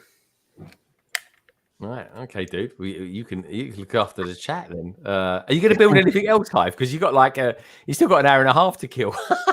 I thought you might finish it as well, because it's like my set is like 1,000 pieces and yours is like 300. No, a lot of it just depends on how much you get done in the first stream you're hosting. You what's did up, Carnage? well, Yeah, no, I just kind of put a fire under my ass, man, in the beginning to kind of actually build it. And then I was like, okay, look, if I can just get enough done, then I get on Greg's stream and I'll be home free, because then, I can focus a little bit more on it. But yeah, I mean, I guess it wasn't a big set, but I'm known now to take 45 minutes to build a minifig too. So, tell us a bit about that, because I heard you saying that on, I think it was Good Morning Brick World or something like that. What happened? I just I'm trying to remember which one it was. It was the Wolverine. The mech. I just had a Hive stream. I think it was like a couple Thursdays ago or something like that, before a couple of Brickheads went on, and all I wanted to do was build Wolverine. I didn't care anything about the mech, but I just just took my time and put the head on, and I talked for 15 minutes. And put like legs on, talk for another 15 minutes. Yeah, it took a while. Wow. That's almost slow motion. That is. I mean, you could have done a stop motion in that time. Yeah, totally. I almost felt like I was going backwards. No pun intended, Nicole. Yeah, how about this for coolness, eh? We got a hologram. There we go. Oh, here we go. Make it bigger. Oh. So you do get a hologram with it. You do, yeah. Nice. Yeah, that's good, man. Holograms are awesome. They should do more. Indeed. Loving it. I was kind of happy. At least we got one for Leia in that Obi-Wan set. Yeah, we did, didn't we? What was that? That was his hut, wasn't it? Yeah. Mm-hmm. That was the hut. Yeah, and we got not a good one, but we at least got one in that armor set for the Mandalore. Yeah. Yeah. Let's pop that in there. Boom. That's good. You've got the gun there. Got the tone. So I was thinking about something. Go for it, man. I wonder how long it would have taken us to become friends if Brick Fair Virginia never happened. I think we would have been friends. Yeah, no doubt. I'm just curious, like how different the progression would have been. You know what I mean? Yeah, so for those that don't know what the hell I'm talking about, I went to Brick Fair Virginia like the first summer or whatever that I started the channel, and I think I put out the video first, right, Greg? And then that's when you reached out to me. Yeah, I reached out to you about a week later because I was doing the LBB news then. Yeah, which memories, dude, memories. But yeah, Greg reached out to me. He was like, "Hey, we do this LBB news, and was wondering if we can use some of your footage from Brick Fair Virginia." And I was like, "Yeah, I'd be honored, of course." And I guess it was on from there. And you were like the first person to come on my live stream when I did my first live stream, and yeah. But I was thinking about that. I was like, yeah, I guess if I would have never went to Brick Fair, I mean, yes, obviously, clearly, we would have definitely, obviously met. I used to love your reviews. I loved your reviews. I just thought it was so cool just to sit in your lounge. Yeah, it was definitely a lot more of a simple time. Well, they were though. But I miss those times though. I really do, because like I won't say my aspirations were less, but my aspirations haven't really changed. I just do it completely 100% for fun. That's it. End of story. I'm not doing it for a living. I'm not a real commercial entity. And if anyone does come along that wants to have some sort of association with me, like Zavi or anyone like that, I'll only do stuff like that if I can pass on some sort of discount to my subscribers, which is what I do. So, it's but I have no doubt though, Hive, we would have still been friends and stuff like that. And one day when I come to America,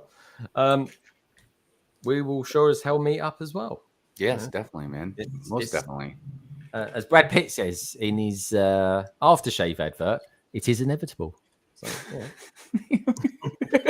we just like Brad Pitt, aren't we? Of course, man. I'm sure that's what everybody else thinks as well. Exactly, or maybe something that rhymes with Pitt. I don't know. More like Brad Pitt droid. Yeah, the Pitt droid. I like it. Oh yeah, there's a new movie with Brad Pitt. You saw the trailer for it when we went and saw Doctor Strange. It's called Bullet what was Train. that? Yeah, it's called Bullet Train. It looks like it's like kind of like an assassin type, like gangster flick movie. Ooh. But it looked good. It looked entertaining, funny. Yeah. Well, I'm loving that. I like Brad Pitt. I think he's cool, man. One of my favorite films he ever did was with Edward someone or other. Norton. Fight Club. Yeah, Edward Norton. Yeah. Fight Club's probably my favorite that he's been in as well. But I will say, man, Legends of the Fall is a good freaking movie, dude. Yeah. Like, if you haven't seen that, man, that's a good movie. He was in that. Really? I was like Troy. Everyone slated Troy, but I like Troy. I thought Troy was good. Troy was good. Yeah, the actor in that from Joker, wasn't it? He was in it.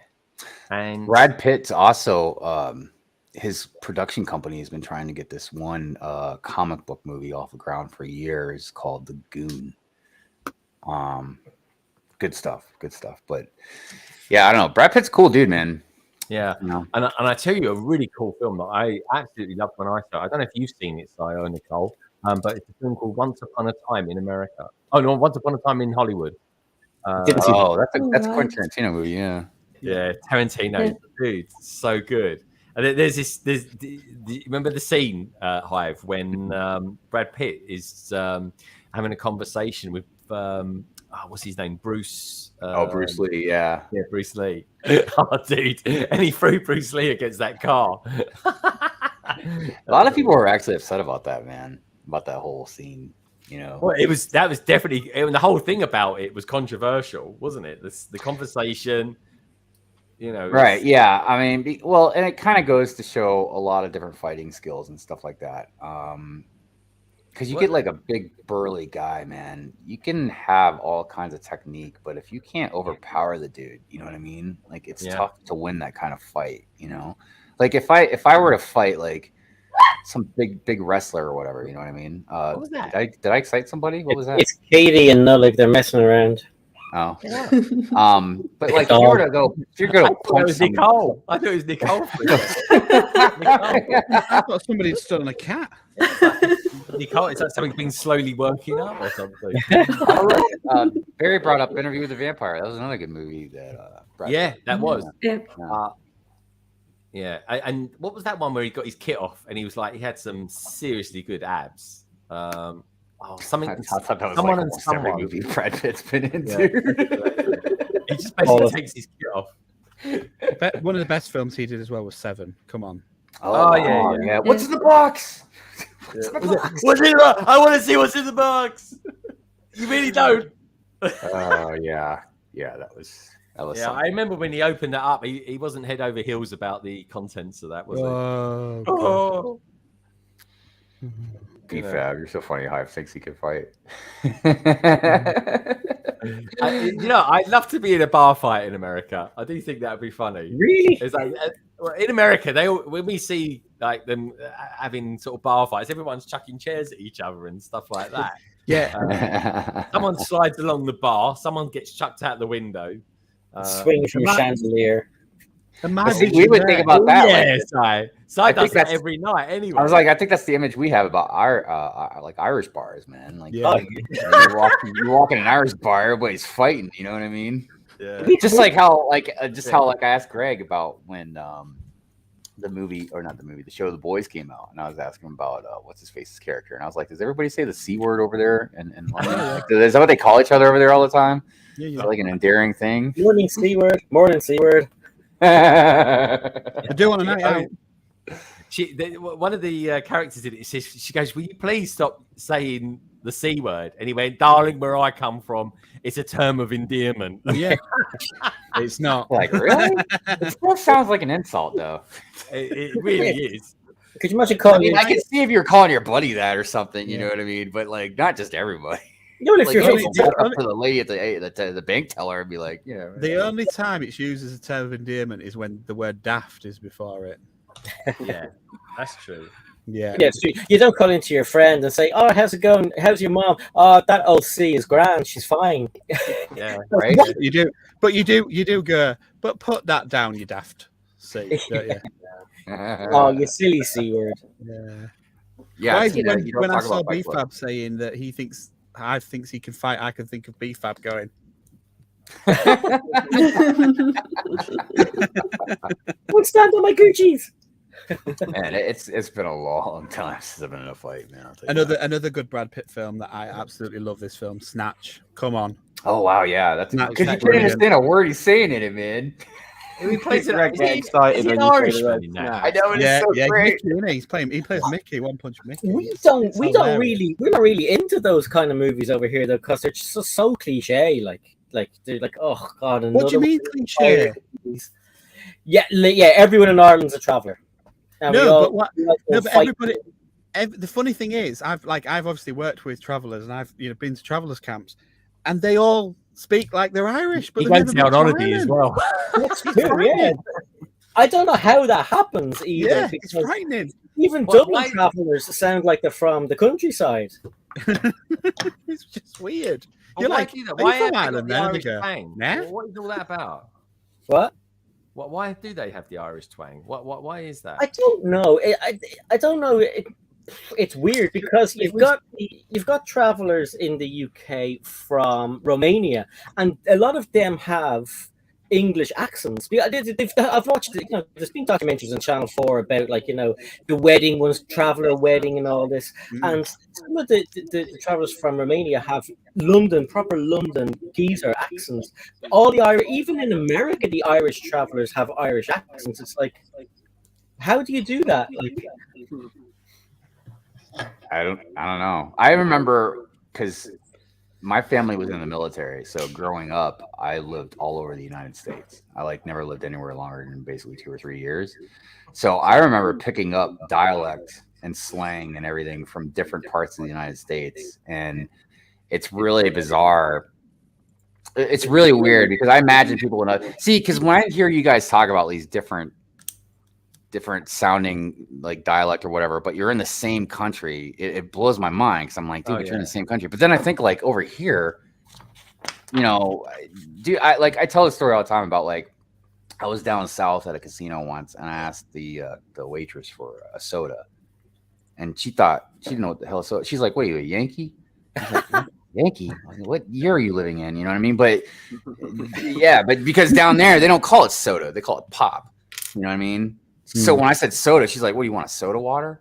I was like, "No, like a Coke, Pepsi. I don't know, I don't know."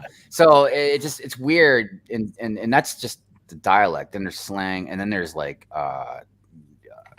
the twang in your voice.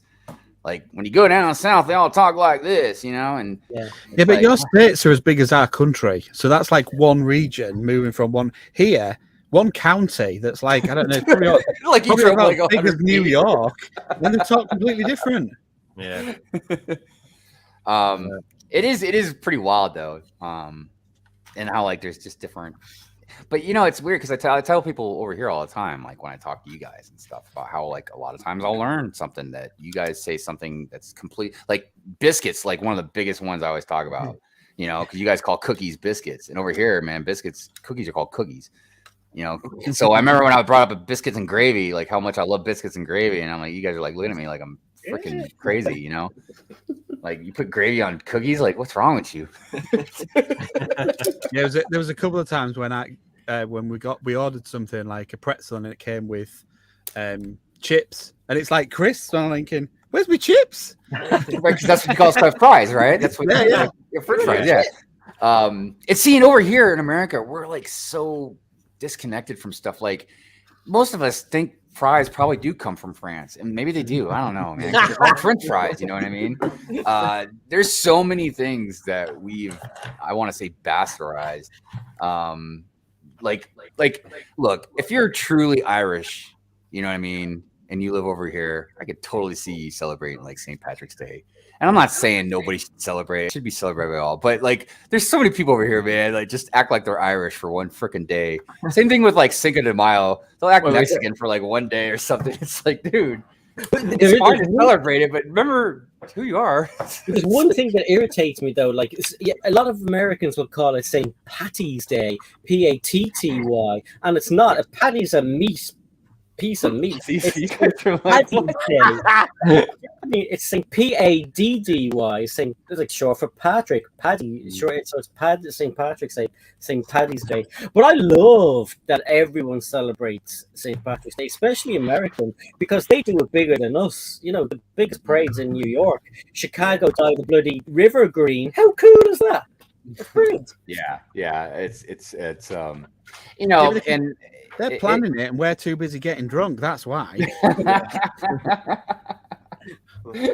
Let's paint the river green. No, let's just go to the pub, get drunk, and then we'll pee in the river. You know, it's so funny because we can talk about doing it. There's a movie called Beer Fest. I don't know if you guys have ever seen it. It's that sounds German. Yeah. Well, they go to Germany. The whole thing is about like their heritage. They go to Germany to. It's a long story, but basically they go to Germany and they enter this thing called Beer Fest, and the Germans that they play against, they're like, what do you like? The Americans are telling the Germans, are like, yeah, what do you guys think? You guys are like the best drinkers, and they go, well, we just beat the Irish, so yes, I would say that we are the best drinkers. That's a hilarious movie. You guys really should watch it if you get a chance, man.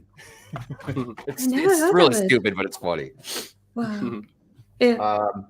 I wasn't that impressed with the German drinking when I was there, to be fair. We went to one of these, like, with the fire brigade, to like these great big beer tent things in the middle of nowhere. And we were all still awake, and they were all asleep under the table. It was like 9 o'clock in the morning, and we'd been shoveling it back, thinking we've got to try and keep up with them. And they were pacing themselves, and they were still knackered. I would love to see like a drinking competition between different countries, dude. It would be amazing because there's clearly people in all of our countries that can throw down some alcohol, dude. Oh, you don't mess with firemen. They'll drink you well under the table. Yeah. See, I'm not good at drinking. I'm a lightweight. Oh, chefs as well. Chefs are big drinkers. Yeah. Are they? Yeah, they get a 12-hour split shift. They go to the pub. Or a friend of mine, he won't be watching. A friend of mine used to actually drink brandy while he was cooking. The cooking brandy would be there. He'd fill up a mug and just drink it while he's making dinner for people paying like a few £100 for their dinner. And it's like, what? Wow. Yeah. Oh, the chef I worked with used to have a pint all the time. And then at the end of the shift, when he'd finished, the kitchen had shut, but the bar was still open because we had last orders in those days.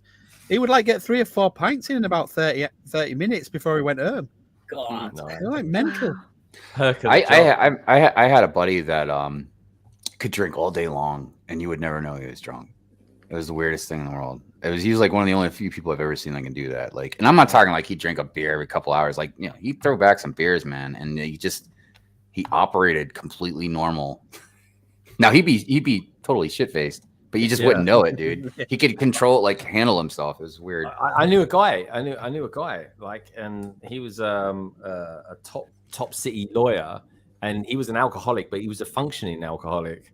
And he brilliant minded, but sadly, they kind of had to let him go for various reasons and stuff like that. But that was one of them. They helped him and stuff, but he was. People are like that. They drink so much, you just never know what they're not like. People are really good at that.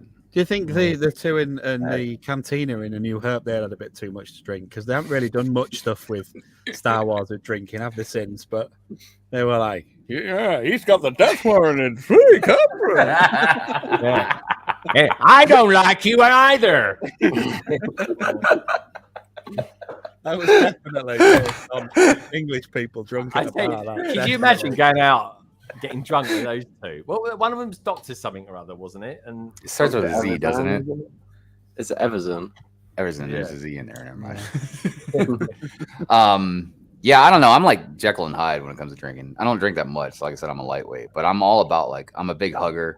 But if I saw anybody mess with any of you guys, dude, I'd break a bottle over their head immediately.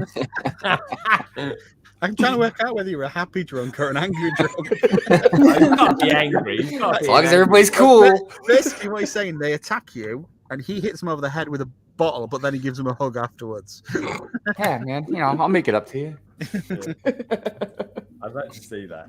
I reckon. I don't know, man. I reckon Hive. I reckon you could probably get in. Could you imagine a man in a pub getting drunk and ranting about the cost of Lego? No, yeah. I do it every week. Yeah, I think the last time anything even remotely close like that happened was a few years ago for one of Mrs. Hive's birthday. Like when we all went out with her friends and stuff they went bar hopping, and I didn't drink. Like I actually stayed pretty sober because I was kind of just watching everything and driving around and stuff like that. But I remember we were in this one club or something, and her and all her friends are dancing, and I saw it from a mile away, man. This guy started walking towards her, and like and I wasn't dancing with him, like I was just kind of hanging back, like I was like a bouncer or something. And for whatever reason, like I thought he was gonna do something really irate, you know, but for whatever reason he like walked over and like patted her on her head. Dude, but I was immediately right there, like blam. It's like, what the. So, but that was the last time anything close like that happened, and I wasn't even drinking. Perry says I'm definitely a happy drunk. This has got a meditation chamber in it. Does it? Pretty cool. Yeah.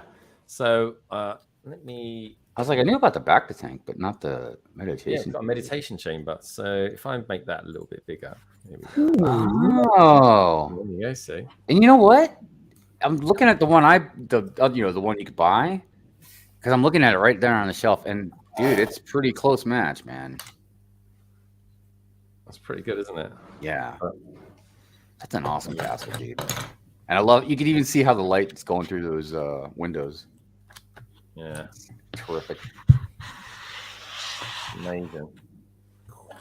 Minifigure says I pretty much don't know. A day after was too messy. Oh, you're talking about the drinking. Yeah, loving it. Loving it. We're Aaron 46 in. We're doing right. We're doing okay. Yeah, man. I'm just happy I finished my build. It doesn't happen too often. I've only got. I think I've got 2 bags left. I might even finish this in the next half an hour. So, dude, that'd be crazy if we both finished building the set. We actually finished the set. Yeah, we actually finished the set. Like the first time in any of the anniversary streams, dude. The thing is, what we normally do, Tech. We normally do like just drop some pieces. We normally do UCS sets, don't we? And we said this year, let's just do some sets that we want to do. Yeah. And, Yeah, I still don't remember why we didn't just pick the land speeder. Did we? Is it maybe we didn't know if we were buying it? Well. Maybe we didn't know if we were buying it at the time or something. Maybe. It's maybe. possible. But I'm glad we're doing this. This is quite nice. This is nice to do. It's a bit more sort of relaxed and chilled out.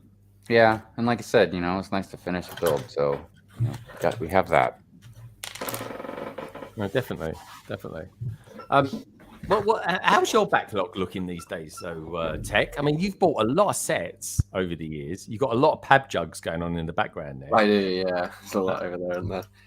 It probably looks worse than it actually is, but there is still a substantial amount, yeah. But I need to find a place for all of those. Well, I know where they're going to go temporarily, but I do need to find a permanent place for all the pieces in there, because this is where the 8080 display is going to be in the case on that desk. So yeah, okay. I need to clear all that off. I've got drawers like loosely sorted like under this table. So I just need to spend a bit of time and like organize. I've started doing it, and I've got some things like hung up on my wall now. So I'm getting there to a point where I'm like starting to have a sorted collection, but it's tight when you've got only a limited amount of space. It takes a lot of time. It takes a lot of time to sort as well. So time consuming, yeah. It's so time consuming. I can't imagine. Yeah, go on. I was just gonna say it's horrendous the amount of time it takes. Yeah, and like for me as well, I haven't even thought about touching like the bins of Lego I've had from when I was a kid, it's all just been like pab stuff or like sets that I've bought new and just parted out.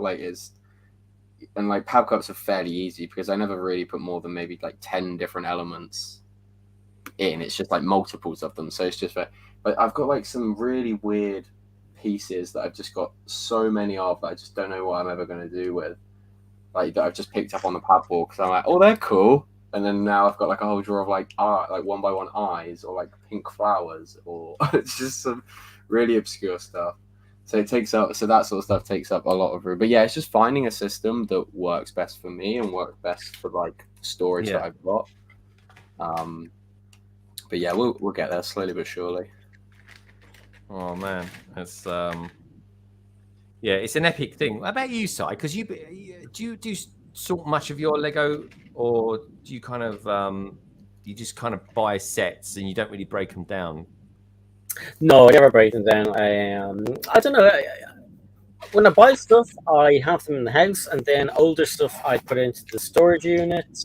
But yeah, the whole idea of the backlog live stream was for us to defeat our backlog, and it just gets bigger every single week. Like, I mean, we add more. We buy sets to build on the backlog. It's not hinted anymore. But yeah, no. If I build a set, I don't take it apart. I never part them.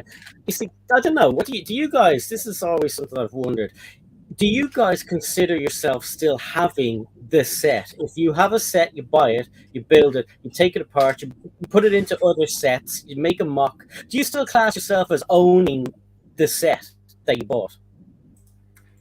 I tag mine on Brickset as being used for mocks if I've got the set and broke it up. But depends, because a lot of the sets that I've got are bagged up, put away again back in a tub, so they're not incomplete. The minifigures aren't in it. I take all the minifigures out. Yeah.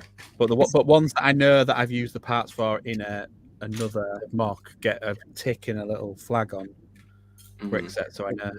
That's something I've always wondered. Like, I mean, because I have mine all complete, etc. And I've always wondered, I wonder what other people think. Do they just, or how they manage their sets? Or have you ever made a set, bought something cool, took it apart, put it in a mock, and then gone, oh my God, I want to look at that now. Do you know what I mean? I think mine. Yeah. Oh, yeah, go on. No, you go. As I say, I think my general rule with that sort of thing, because when I was first like moving a load of my Lego and like rearranging this room about, I was going through some of my like all my built sets that were in boxes and stuff, and there were things that I was like putting away and like, all right, I will part those out.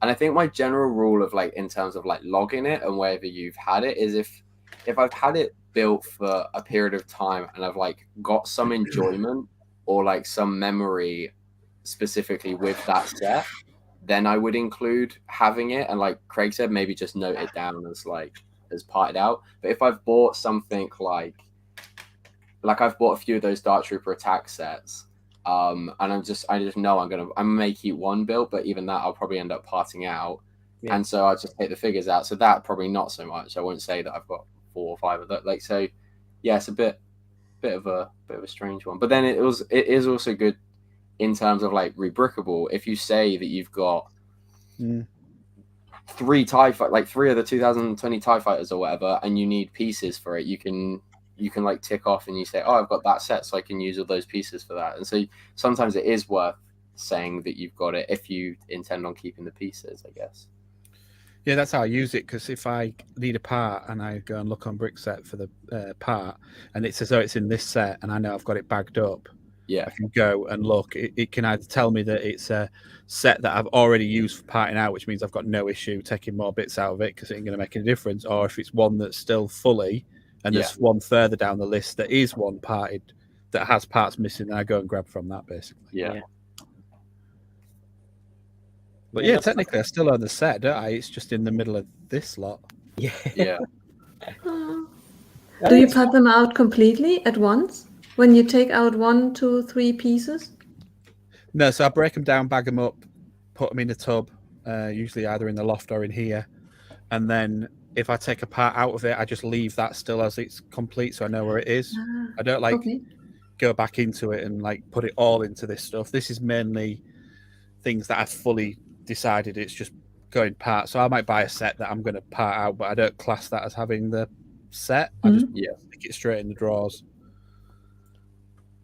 Right. But that's usually duplicates. There's not many that I would buy just to part out because I ain't got a Bricklink store.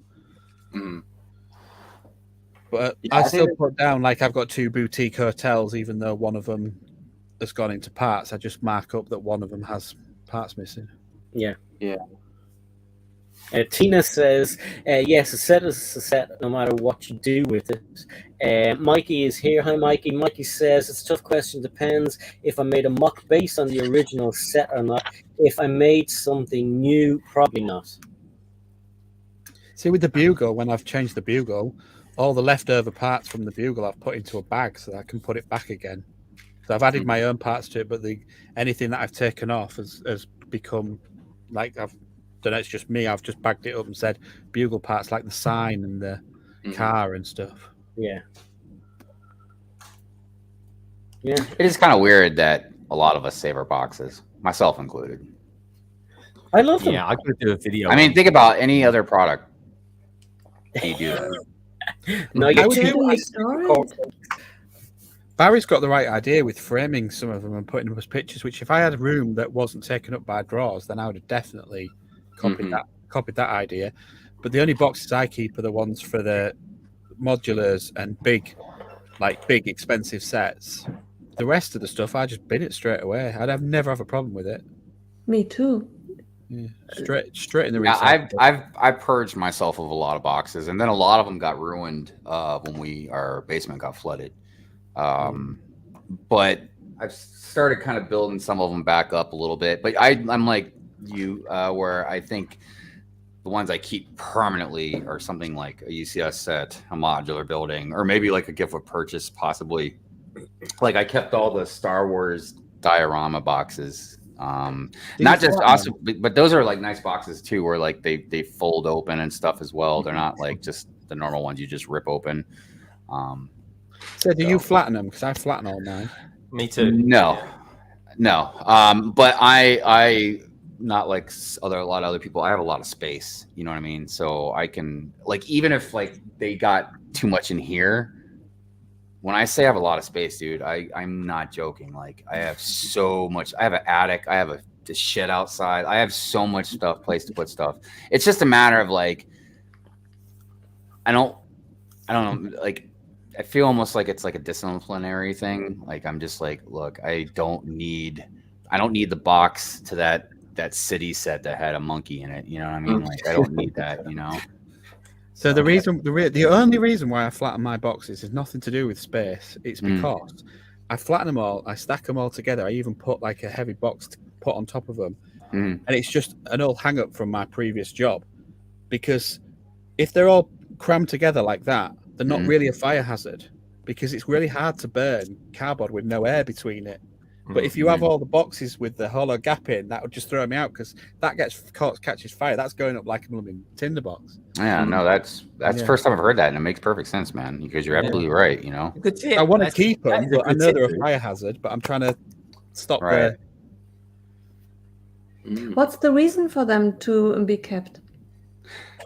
I think a lot of it, at least for me, is partially collection part, you know what I mean? But also there's no doubt, man, like a lot of these boxes, especially like the UCS ones or like the big ones, like they're beautiful boxes, man. The art and design and stuff that they put on them. Especially some of them, dude. Some of them are amazing looking, to the point where you're like, it almost feels shameful to throw it away. It's almost like throwing artwork away. Anything that's a collector's edition, like like a game, like I've got the Old Republic collector's edition box. It's a real nice box, comes with the Darth Malgus statue in it and all this. I keep the box because it's a collector's thing. It's all part of the thing, so I wouldn't want to get rid of it. So the UCS ones in my head are like that. The modular ones are like that because I think I actually might want to get rid of a modular because they will sell for good money secondhand, and they'll sell even better if I've got the box.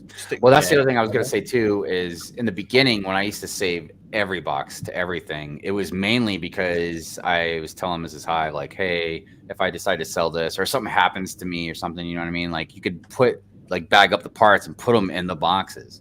I was like, and they'd probably sell better like that. But like I said, But that is hard-earned money for someone who is into Lego. I cannot imagine to do that for someone who isn't into Lego. Find the pieces, make sure that they are complete, put them in the boxes, and then sell them. That's not fun. Well, I haven't done it yet either, so you know. But no, I don't know. I think I'm positive for most of us. It's probably like a mental thing. Like you just, it's almost like a, I don't want to say it because it's not fair to say this, but it's almost like a hoarding kind of thing. You know what I mean? Like you don't want to throw it away. Like you could need it, or you might want to keep it, or maybe you're like, yeah, maybe I'll flatten it and put it in a frame, just in case. Keep it just in case. Right. You have a better reason for keeping your boxes because you admire the art. I keep all the manuals. I throw all the boxes away. The only thing that I keep is the manuals. And my reason for that is I don't trust Lego. I don't trust anyone, but Lego should be kept the typical German. I know. I keep all the manuals as well, but every time I want to go, because I have no idea where they are, and you need a huge filing cabinet. They're really heavy as well. They're in a box just under there. Every time I want to go and build something back again, I just go online and do it. So I don't know why I keep them. I think you know what? I'm eventually going to just sell all this stuff because you can't sell for a lot of money. But I see people selling this stuff. Yeah. Well, even if you get something. Well, somebody was telling me that their Republic gunship manual is sold, and I was like, "Shit, man! Not only do I have the manual, but I was like, I got the extra sticker sheet, man." Yeah, some people who buy them and it hasn't got the manual. They want the manual for completion. Yeah, so they'll go and buy a manual off the selling sites, and you're like, wow. I tell you what, I would like to buy manuals, like for example for the detective's office. I don't have it. I would like to rebrick it. Oh, I can sell you it. We have a deal. We have a deal. There you go. I'll get rid of it and get some money out of it. Yeah. I have to go, guys. The Chinese, it's on its way, I'm told. But I'll talk to you soon. Thanks for having me on, Greg, and good to see all of you guys there. And goodbye, chat. I wish I could stay. I love the box chats. Love you as well, Si. See you later. Give our love to Lorraine. Great to see you, dude. I will. See you. Bye. See you on Friday. Take care. Oh. Well, Mikey, some people don't say hoard; they say collect. So I guess it depends on your definition. Here's the thing. I mean, I'm definitely going to do a video. I purposely kept everything that I've built in the last sort of year and a half. So I'm going to do a video because I want to make some space. But it'll be that. What do I keep? What don't I keep? And there's ones like Lego City sets. Who cares about them? They'll go. But I do keep the manuals. I don't know why I really do. But I mean, take for example. And Tech, if you're able to do us a little favor, look on BrickLink and see how much the UCS Millennium Falcon goes for the manual for that, because that manual is A3 in size and it's about that thick as well. It's hefty. I would want to ship that thing. It's that heavy. Exactly. That's the thing. I remember it hurting my hands holding it up to take a photo of how big it was. I know. I get that problem all the time. The cheapest in the UK is £30. Really? God dang, dude. Wow. That is good, man. That is good. That's well worth selling because, I have to admit, I'm building it. Funny enough, I'm building it on my dining room table. And I haven't had a chance to do anything on it for a week, but when I was off with COVID, I built like 8 bags of that. And he's shaping up. I mean, he's looking amazing. It really is. But I'll be glad when I've built it. I have to be honest, and then I can stick it behind me. But the manual is amazing. It really is. It's ginormous. But I'm glad I've got it to build it because as big as the screen is, you would want a big screen to be able to work off it. to because it's so blooming big. It's trying to tell you so much information because the set's so flipping big. Yeah. I'm a bit like Craig said about, if I was ever to think like, oh, I'm gonna, because I throw away boxes and manuals, but if I was ever to go back and go, oh, do you know what? Actually, I do want to rebuild that set. I would go online, or I think what even would be a more like reasonable way of doing something is if you buy a set, then when you are actually buying that set, then download the instructions and keep it logged on a computer and maybe keep a backup of it. Yeah, because that would just be, because like Craig said, they are so heavy. Like you would need a decent drawer, or like you said, like a filing cabinet to keep all of those in, because like your standard drawers, the bottoms are going to fall out if you round that full of instructions. Like, yeah, I got I think I've saved probably literally every single instruction manual from every set I bought since I came out of my dark ages, and most of them are crammed into a box that I taped up, like I just wrapped tape. Like, but it's so heavy, dude. It's like Thor's hammer. If you set that thing down on somebody, like they're not moving, man. Yeah. But yeah, and then I have like some of those like plastic drawers that go into like I don't know, like the cheap plastic drawers. Anyways, I got like some of those filled up with them and stuff, but they are extremely heavy, dude. Yeah. Yeah, there's a Falcon minifig size. How often then? Yeah. So here's a question for you lot that keep your manuals. I mean, I do keep mine as well. Starting with Nicole. Nicole, how often do you go back and look at your manuals and flick through and admire the artwork and the instructions? That's easy to answer. Never have done it. But just the thought that someone has the power over me to be able to take it away from me. I know it. It's in boxes. I know where it is. Unless someone breaks in or burns the building down, I have it. Lego can at any moment decide, why would I put that online? It's no. You can buy the set and then you can get a code. They could theoretically. They probably will never do it, but who knows? And I don't like anyone to give that power over me. I tell you what, right? Before we asked Hive, right? I'm interested to know in the chat, you lot out there, what to you, right, is the most important part, the manual or the box? So put in M for manual if that's more important to you, or put in B for box in the chat. I'm interested to know what is the most important element out of those two for you lot out there as well.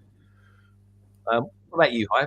The last time you looked at and admired your instructions? Dude, I've never admired the instructions, even when I looked at them, you know, like when I first built something, I don't admire it now. But to answer the question, no, I've never gone back and looked at any of them, man. The only time I've looked at any of them was when I was moving and I had to like pack them up or something like that. And look, it's kind of like with the boxes. I could say, you know, I save the boxes to hang up, or I admire the artwork or whatever. But I think it's just more just I have a hard time throwing some of them out because like the instruction manuals, I don't know why I kept them. I really don't, you know. I almost feel like it's because it's part of the toy. It's like, you know, we could say the box isn't or whatever, but like, I don't know. It feels like the instruction manual is part, which is weird because again, you don't do that with other things. You don't say the instruction manual after you build a desk or something, you know. Yeah, maybe you do. I don't know. Sometimes but for TV, Side does. you do I that, know do you? Side does. Side thinks it's like, How often do you look at a TV instruction manual, but you keep them, don't you, in a stupid drawer for no reason whatsoever? Yeah, and I don't know if it's, and I think that's why, again, kind of going back to the H word, Mikey, the hoarding thing is, I think that's why a lot of people do that, because they have this deep down, honest to God feeling like they're going to need that. Yeah, definitely. You're going to need that instruction manual one day, and then watch the day you throw that out. The next day, you're going to need it. You know what I mean? And I think a lot of people, and at least myself, that's like kind of the mentality. Because even throwing away some of these dumbass boxes, man, like even the small city ones, it's difficult sometimes, man, because you're like, you paid for it, you know, and it's like, I don't know. But again, it's weird because you don't do this with any other product, really, you know. But theoretically, we have the some of us the theory that you could resell Lego, and would you then really back something up and tell the guy or girl who buys it, look the instructions up online? when they theoretically come with a child and then you encourage them to sit the child in front of a laptop to be able to build it again. It's nice if the instructions are still And there. even on the market part, like us selling Lego sets, like if you got a Bricklink store, or even just like amongst us, like if we just send each other stuff, generally, I know this sounds kind of weird because Nicole just sent me a whole set complete with the box and everything, but generally, like we would just send like the pieces to each other, you know what I mean? Because we know shipping costs more when you try and include a box or whatever, which I found funny because Doc bought something off Brett's Builds, and Brett asked Doc, like, did you want the box? And Doc was like, yeah, I want the box. so he flattened the box and sent it to Doc like that, dude. That's funny. But speaking of the set, when I bought one set for me, one for you, and I ordered it, and then I thought to myself, darn, Blue Bricks has certain sets where they do not have printed instructions. What am I going to do if this is one of these sets? Because how do I get the instructions to Brandon? It's I'm just gonna have to figure it out, Nicole. I'm gonna have to look at the picture on the box and figure it out. Right. Yeah, I gotta set that stream up. I'm very looking forward to that. I am dying to know what it's like building something that's not like Lego. You know what I mean? Especially something that I feel like Blue Bricks, as far as a secondhand, I say secondhand, I don't know if that's the right term, but as a brick company, they seem like they're definitely one of the better ones. You know, a company reached out to me on Instagram about sending me a set and reviewing it or whatever. Oh, did they? Yeah, it's a blog company, but it's like, you know, generic. But I looked them up, and I mean, they're generic, but I couldn't find anything like them ripping anybody off. And all the stuff that they told me, you know, again, that I could look up is they pay designers, you know what I mean? They even brought up Blue Bricks because they said that I have to reread it, but they said something about how they come across their pieces or do whatever they do is something similar to what Blue Bricks does. So I don't know. I was thinking about doing it, you know, just to see. I don't know, because it's not Lego. So it's just, I know this sounds dumb, but I reckon other people would be interested to know your thoughts and feelings on that, though. I mean, well, and that's what I was going to do with Blue Bricks, you know. Yeah.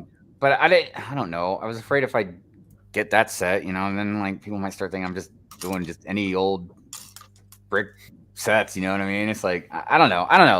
The thing with Blue Bricks that I'm dying to find out is okay.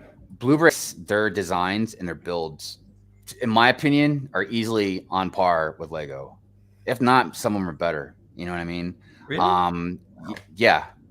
I could say that, dude, with no qualms, dude. Then obviously their prices are very competitively much better than Lego. So now the final thing I need to figure out is like the actual product, that clutch power, stuff like that. Because I'm telling you, man. Some of these companies, if they start getting some of these IP licenses and stuff like that, like they're gonna have some competition. But I know some of them, like I can't ever see Disney like leaving Lego and going to like another brick company, dude, unless something like they had some sort of weird falling out, you know. And who knows? Maybe one day they'll just be too competitive, be like one want more money than the other wants to give or something, you know what I mean? But it has to be at least in 10 years because that's what they've signed up for. Right. I was like, yeah, they got this contract now, so yeah, it'd at least be 10 years. God, man, Disney brand is massive, isn't it? Lego brand is massive, so it makes sense. Yeah, of course. They'll stay friends just for that. Can you explain to me why is it that when Lego gets a license, may it be Star Wars, Disney, that they pay Disney, that they pay Star Wars, Disney. Why isn't it the other way around? Why isn't Lego getting paid? Because Lego needs Disney more than Disney needs Lego. Okay. Well, not quite. It's symbiotic to a degree. I'm sorry. Because it's symbiotic to a degree, so it's not quite like that. It's because they're using their intellectual product, and they're going to make a lot of money off the back of it. So yeah, they're going to pay them. It's not a matter. So when Lego pays Star Wars, you know what I mean, the licensing fee and all that, but Lego is making a ton of money because of Star Wars. So Star Wars gives Lego their name, and Lego gives Star Wars money. Disney keeps shops them relevant. sell Lego and advertise the fact that you can get Lego. Yeah, and then it gets deep. Yeah, it's like then you got Disney shops or Lego shops at Disneyland, and all this other stuff. You know what I mean? But yeah, that's really what it's about. Yeah, the biggest queue at Disney Springs when I was there was for the Lego shop. Was it? All those shops, the Coca-Cola shop, the Disney Now, shop, they're all there. What Lego does that's a little more defined is it's exclusively to Lego bricks.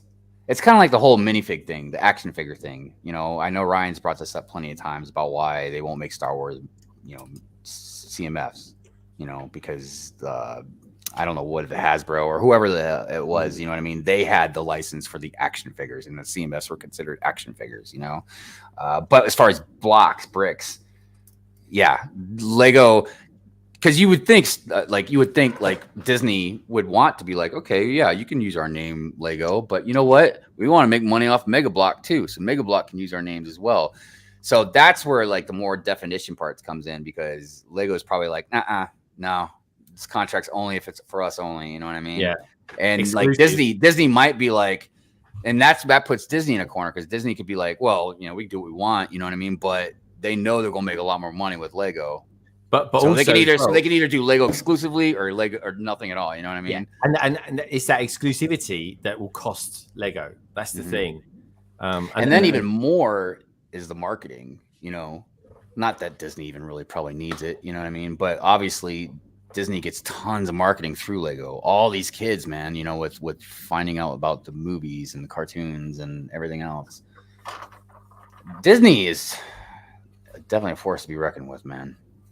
And it brings up a lot of questions about like crony capitalism and cornering the markets and monopolies and stuff like that, because Disney owns a lot of stuff, man. You start eliminating competition, dude, that is a beautiful piece. That's a printed piece, or is that stickers? Oh, I just stuck that on. I'm quite happy with that. Yeah, it looks really good, bro. That's not bad at all. I was just showing everyone how I was doing it, because when I was sizing it up to see how well I could get that to fit on, I turned it upside down, the sticker, and kind of put it on so that I could see how much around the edge of the space that I wanted. So I have a question for everybody. I've seen a couple of people talking about in the chat. Do you guys prefer the digital or physical manuals? Because me personally, I like a physical paper manual. Yeah, I've only ever used physical, but then I've built a few custom instructions. Craig. And there's nothing too bad. And I don't think there's anything wrong, obviously, with looking at the digital versions. And if anything, I know there's a lot of pros. You know what I mean? It comes in the box, so when you're getting the set out, you've got. I don't physically go and use a digital one because it's there right in front of me, so I just use it, and I'm used to it. So I don't know if it's whether I like the touch of it or not, but I don't. Now I would be mad if they stopped using them and forced us to use the digital. Well, I could see them doing that for the environment. I could see them doing it, dude.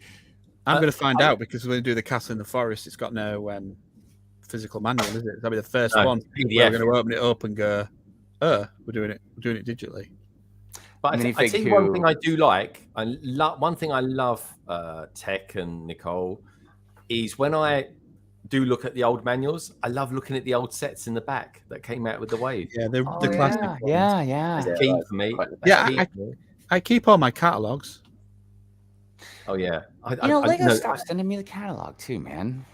Yeah, they used to send me one every quarter or whatever it is. Minifig Who, thank you so much, my friend, for the £5. I really, really appreciate that. And you know what, Minifig Who, this is for you. Easy, miss. I've got you. You've got me. Who's got you? I can't believe it. I just cannot believe it. He got her. That's a great one for the anniversary, dude. I love it. Minifig Who, thank you so much, my friend. Honestly, should have done a new one of that for you with a bit more refined in the music at the end. I will. I'm gonna play around and do some other ones. I came across something that was so funny. I cannot wait to put it on. I really can't. And it's Family Guy as well, which I can't wait to do the video on that. What do we got there? Greg's birthday is this week. It is. My birthday's on Tuesday. I'm going to be in Bath. I can't wait. So that's how I might be meeting up with Gaz, hopefully on Monday after, because he works about 20 minutes away from Bath. So I'm going to be there, and hopefully we can meet up and have a coffee. And a chat. Looks like you got a new member too. Oh, we've got a new member. Phenomenal. Welcome to Londoner, Mayo Hosco. Top man. Thank you, Mayo. It's very kind of you to become a new member. Did somebody say Londoner? He is a new member. He's a Londoner. We've got 2 tiers. I only do 2 tiers, Londoner and Greater Londoner, which is very cool. So, Mayo, welcome, my friend. It's great to have you here.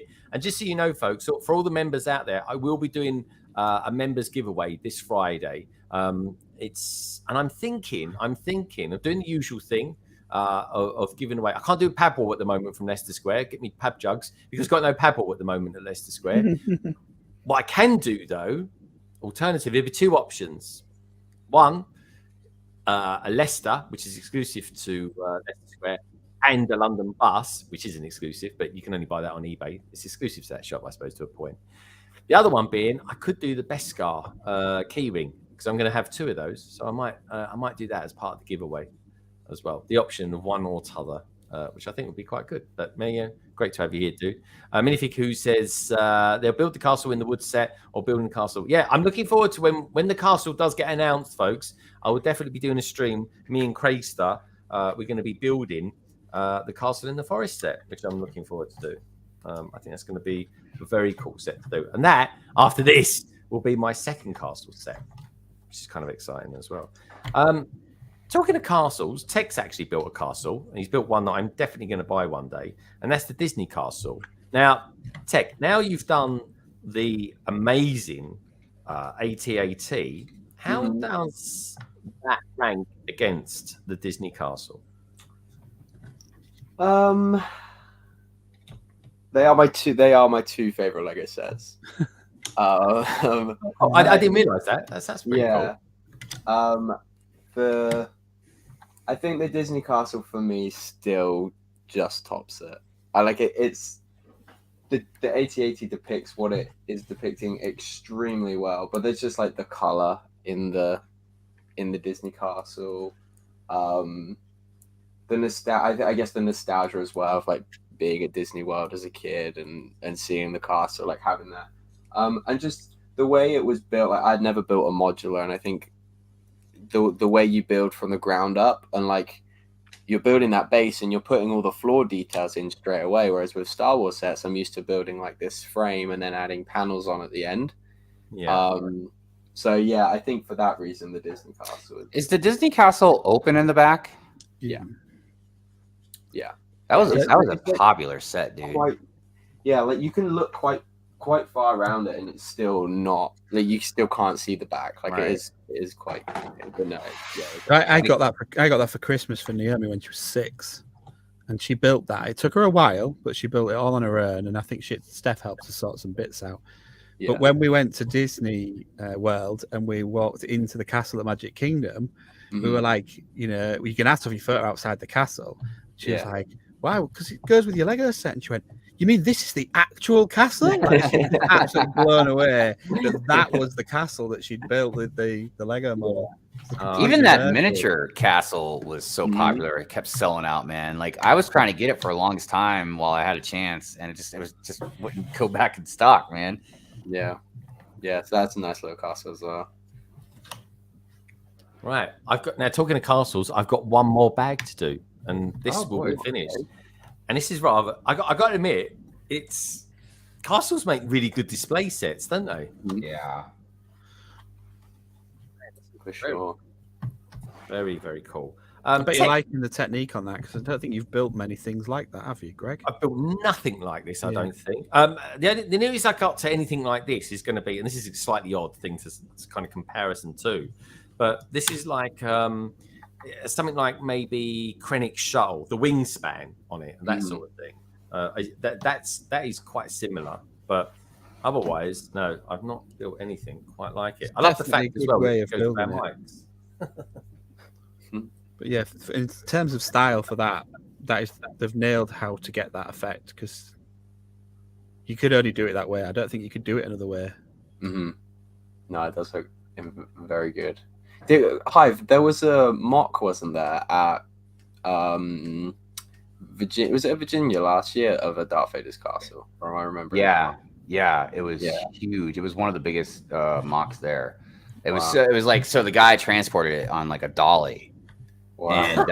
And it's crazy, man, because you would think that just this gigantic mountain, lava mountain with this castle on top, like there wouldn't be that many Easter eggs in it, man. But dude, me and Chef like walked around that thing over and over and over, just kept finding more and more stuff, dude. Yeah. And the guy was super cool, had lights hooked up to it. He even had like a little monitor next to it that like played like the Star Wars like crawl and theme and everything. Like, yeah, it was amazing, dude. It's amazing. Yeah. Nice. I think Tech, I think you said this earlier on. I think this would actually be a really good UCS set. Yeah, I agree. Totally. Yeah. God, actually, now that I think about that, that would be a really great UCS set, dude.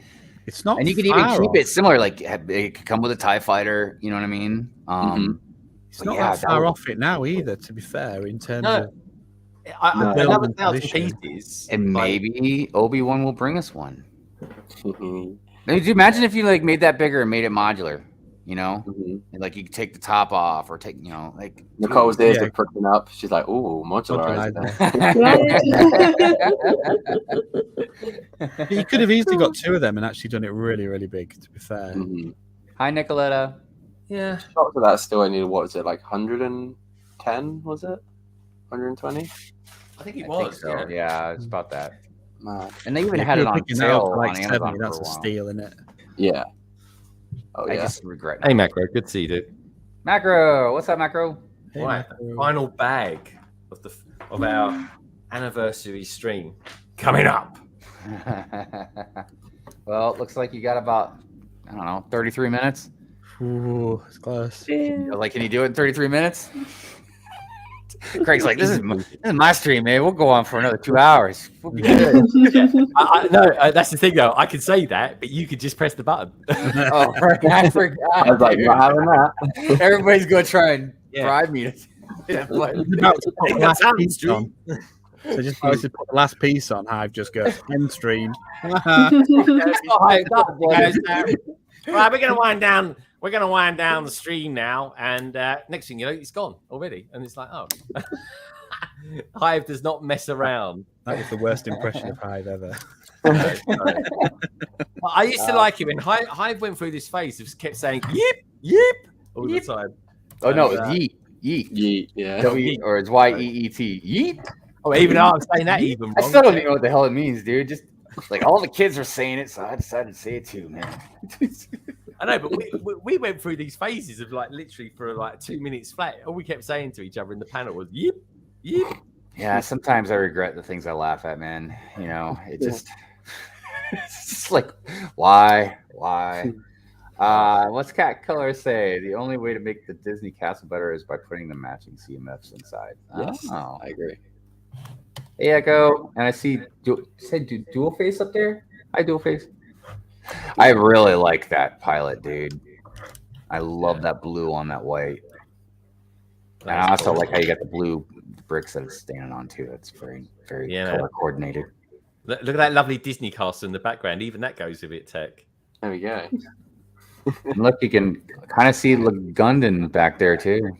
That's it, folks. You look hard enough, you'll see LeGundon there. Make that screen bigger, everybody. Don't say nothing. Tech. Don't spoil the charm. As if I would. As if I would. High CT builds. All I say is I'm waiting to put a cinema in that. Oh yeah, you'll be waiting a long time. Yeah, man, I want a cinema in it. This is a wicked figure. Love him. Yeah, and that's only exclusive to that set, huh? Yeah. Craig. Oh yeah. And I'll tell you what, it looks. I mean, it does look good with the red figures. I don't know. The whole thing just looks really nice. Yeah, no, it's amazing looking, man. I even like how they gave you two Vaders, dude. Yeah, that's it. Vader 1, Vader 2. I tell you who. We talk about minifigures that we'd like. There was one. The attendant, Vader's attendant. I think he's called Vinny or something like that. The guy that said Director Krennic is waiting for you, sir. Oh, right. Him. He's like I can't remember. I thought he was similar to a lot of the, I don't know what they were called, that would hang around Palpatine.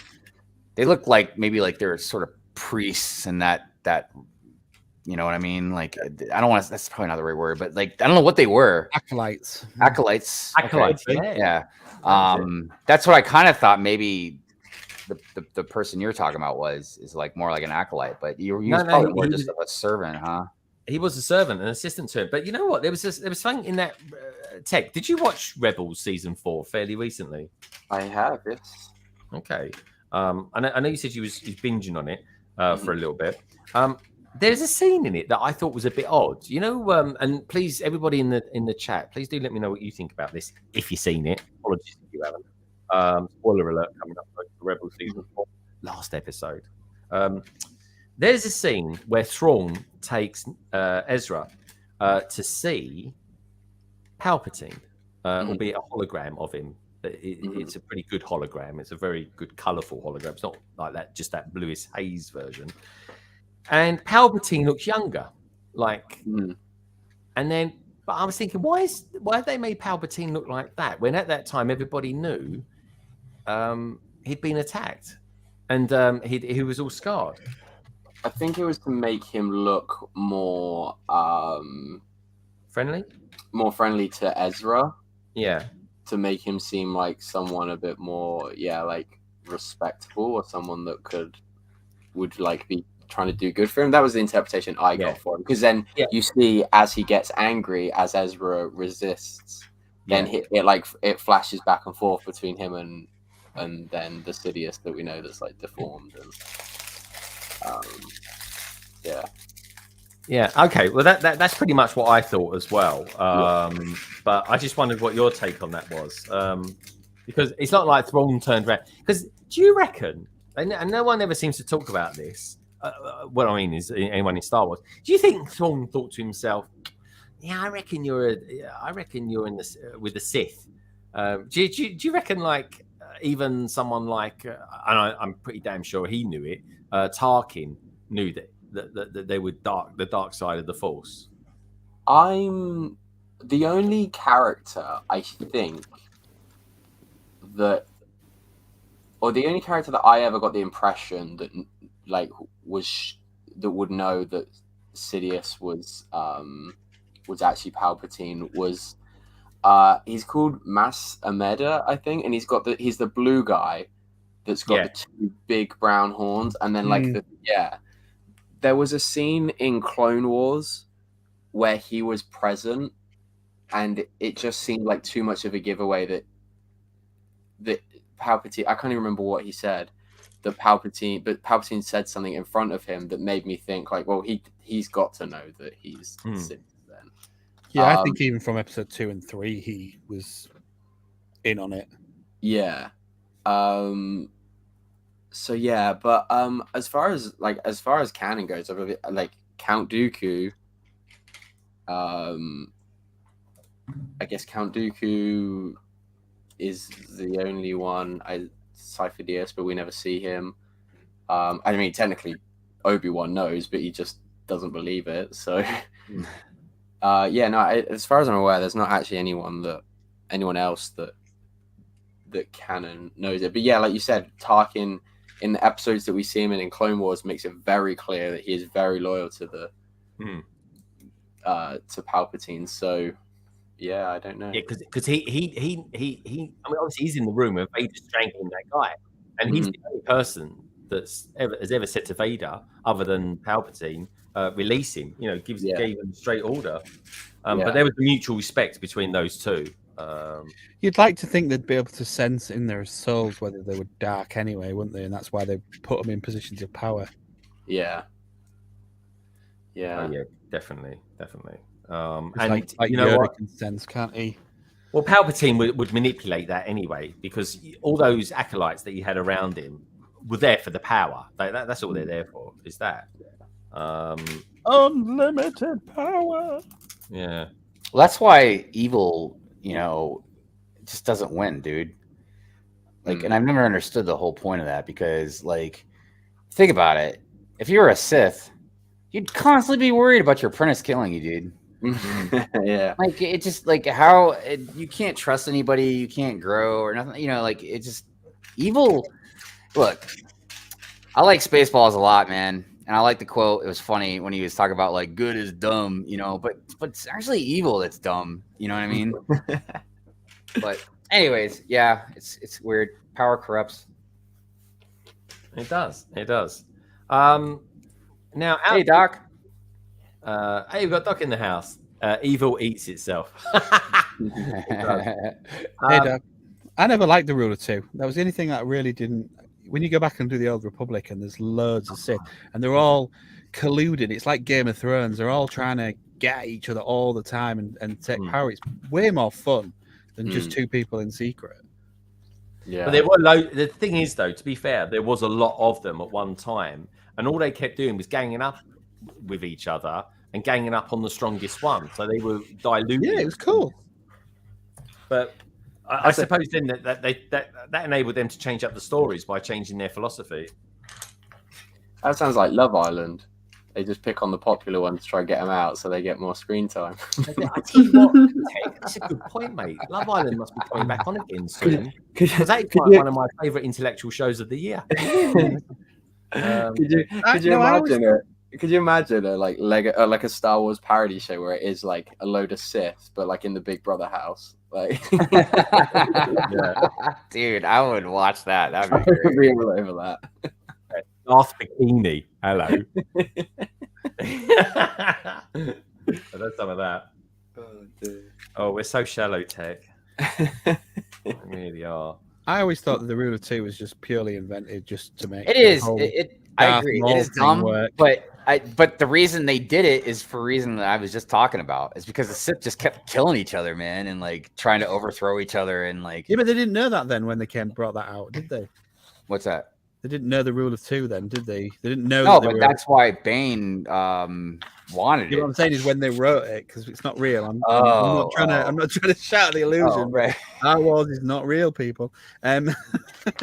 But when they first used it in the Phantom Menace to explain that there's some sinister force behind it, then they created all the backstory, didn't they, about why there wasn't? And I just thought it was like it was almost like from George a little bit of lazy writing to explain why there wasn't Sith anymore and there wasn't loads of well, there's a lot of similar things like that you know, it definitely takes some convincing and talking about, you know what I mean? Like, why didn't Vader ever recognize C-3PO? And why didn't Obi-Wan recognize R2-D2? And, you know, like, there's a lot of stuff that when they created the prequels, they kind of tripped over themselves. And whether or not they were paying attention to their own goddamn community and the continuity of it, or they just didn't care, you know, I just don't know. But I feel like either one is not acceptable.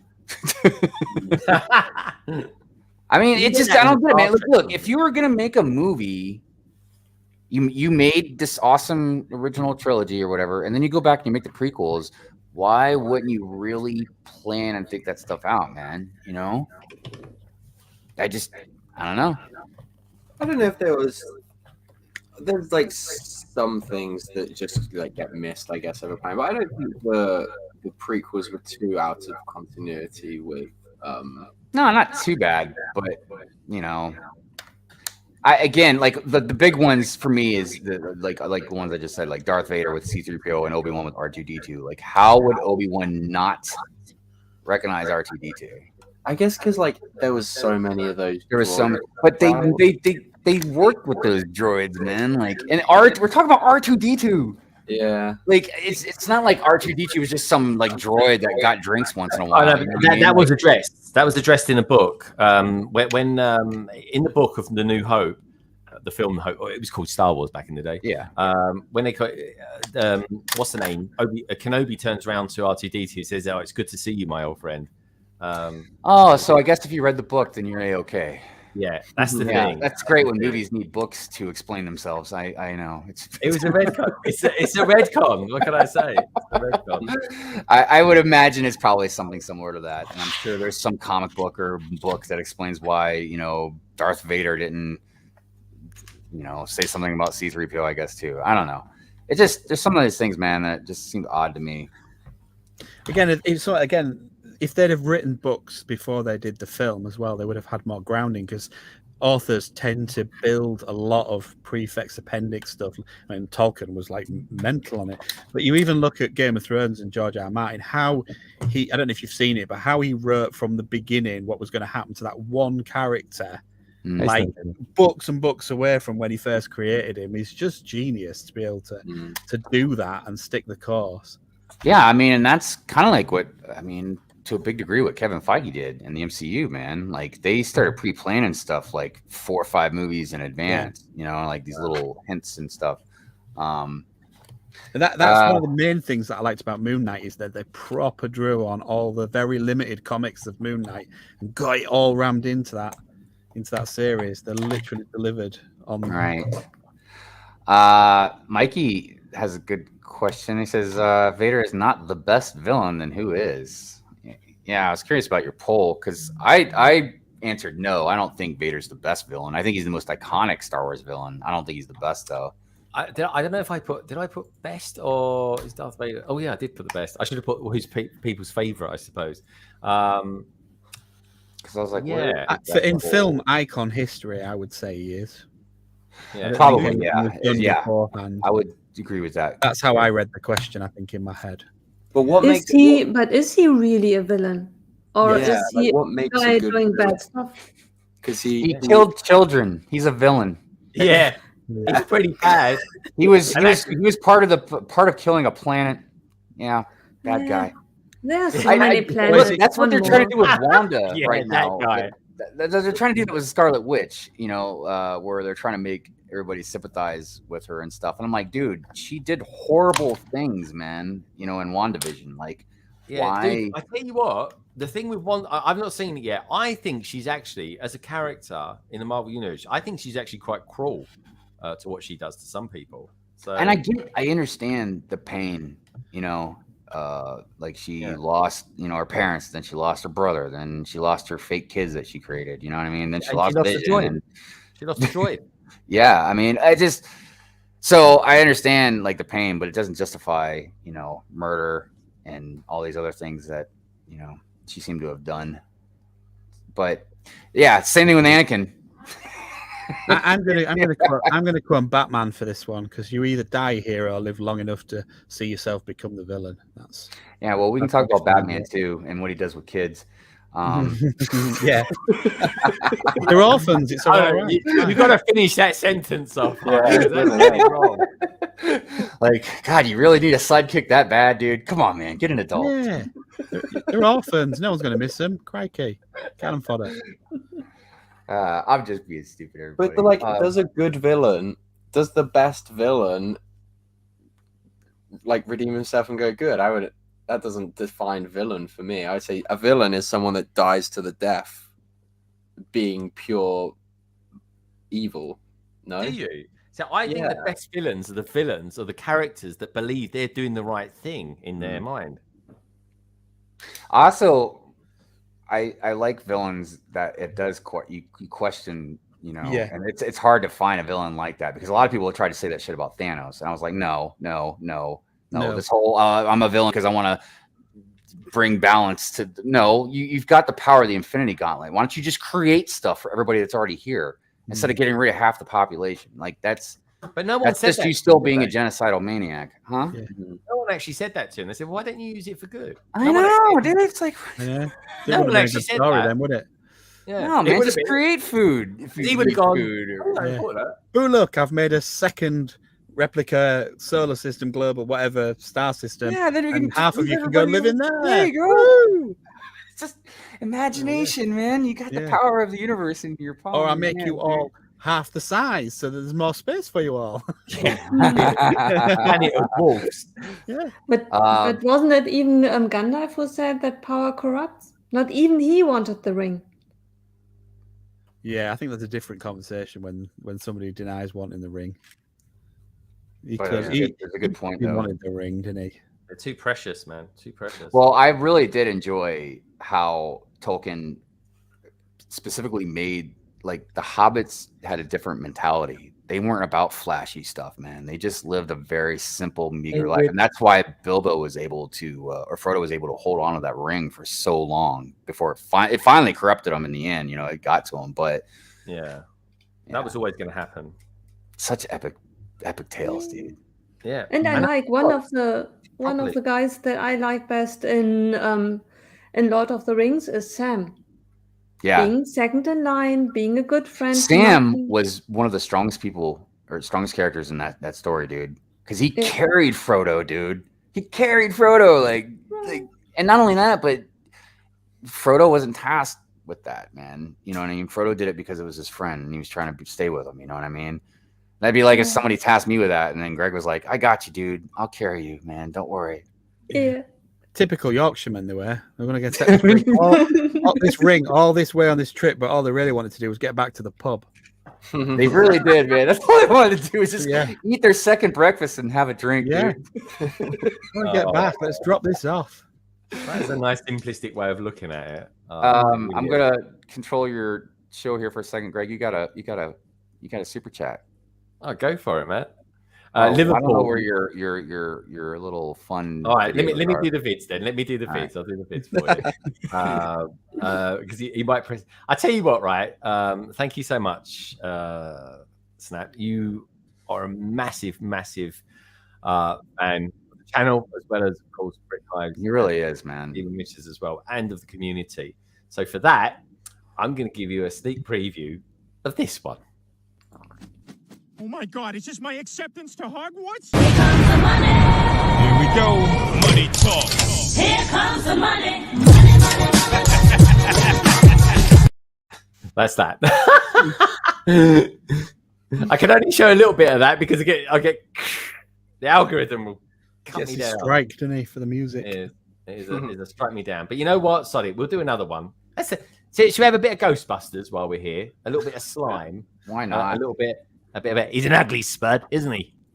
It's right here, Ray. It's looking at me. He's an ugly little spud, isn't he? I think he can hear you, Ray.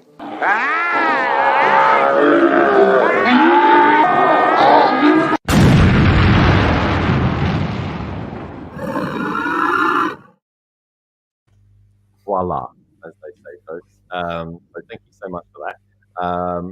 That's really, really kind of you, Snap. And what can I say? But you're incredibly generous. Thank you as always.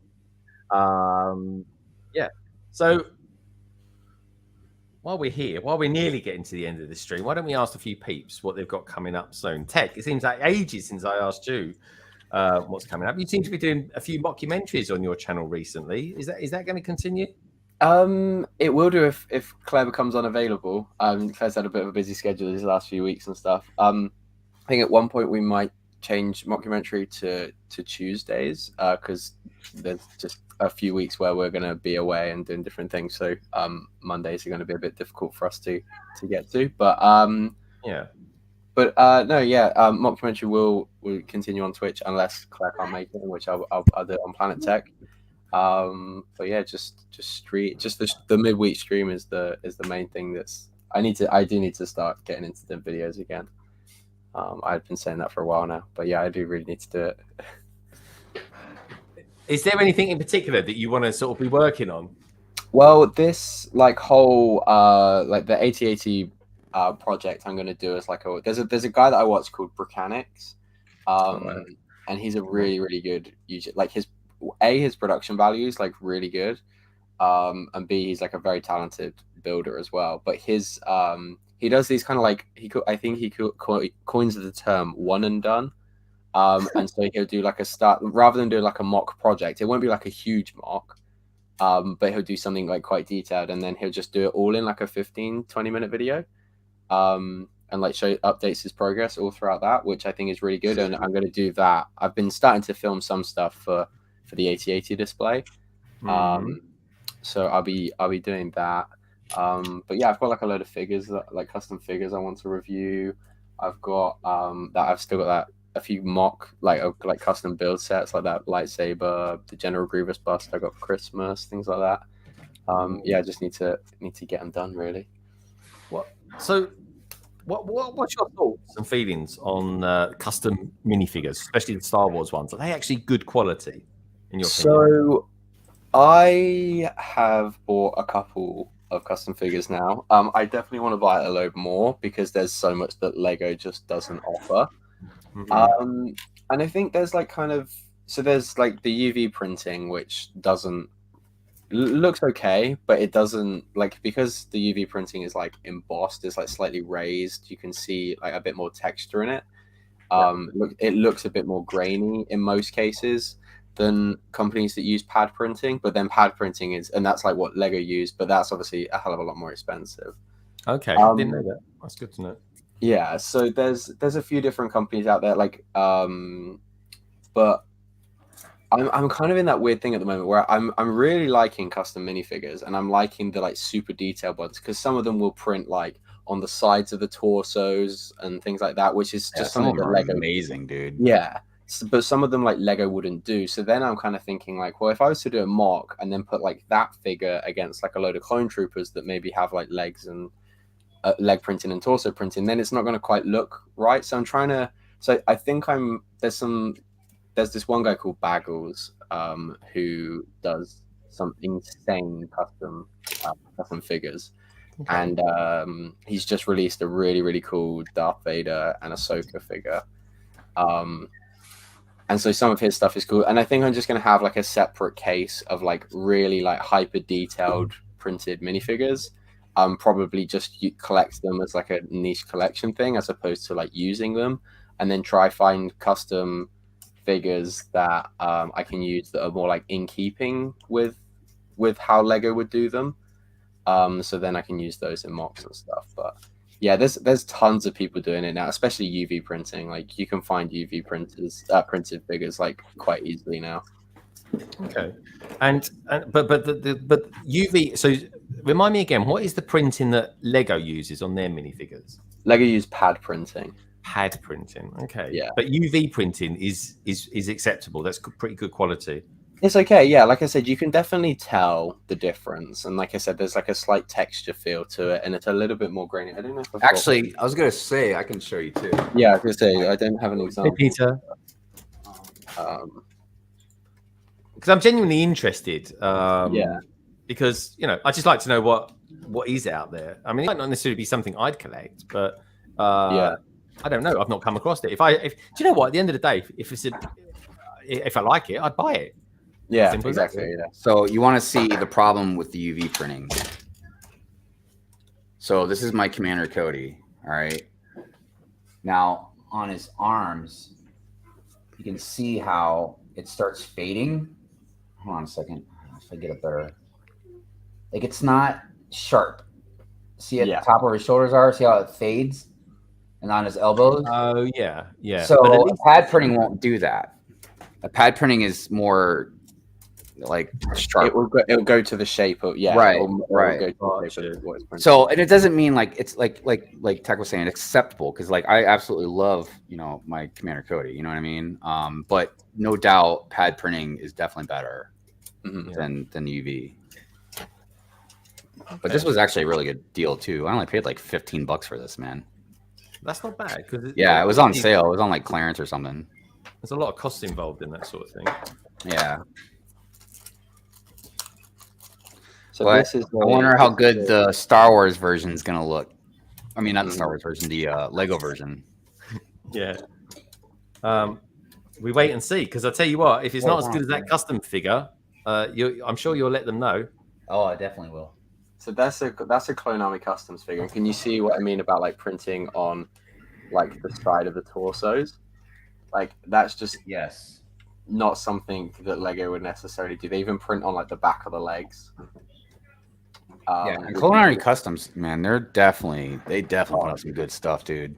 And the quality is insane. As a matter of fact, would I be, and I wouldn't know this as much as you, Tech, but would I be safe to say that maybe Clone Army Customs is probably the best place to get clones? I would say so, yeah. I feel like they are. Yeah, I would struggle to find a better. And their range is just insane. Like the amount of obscure characters that they've got in their roster now is just absolutely mad.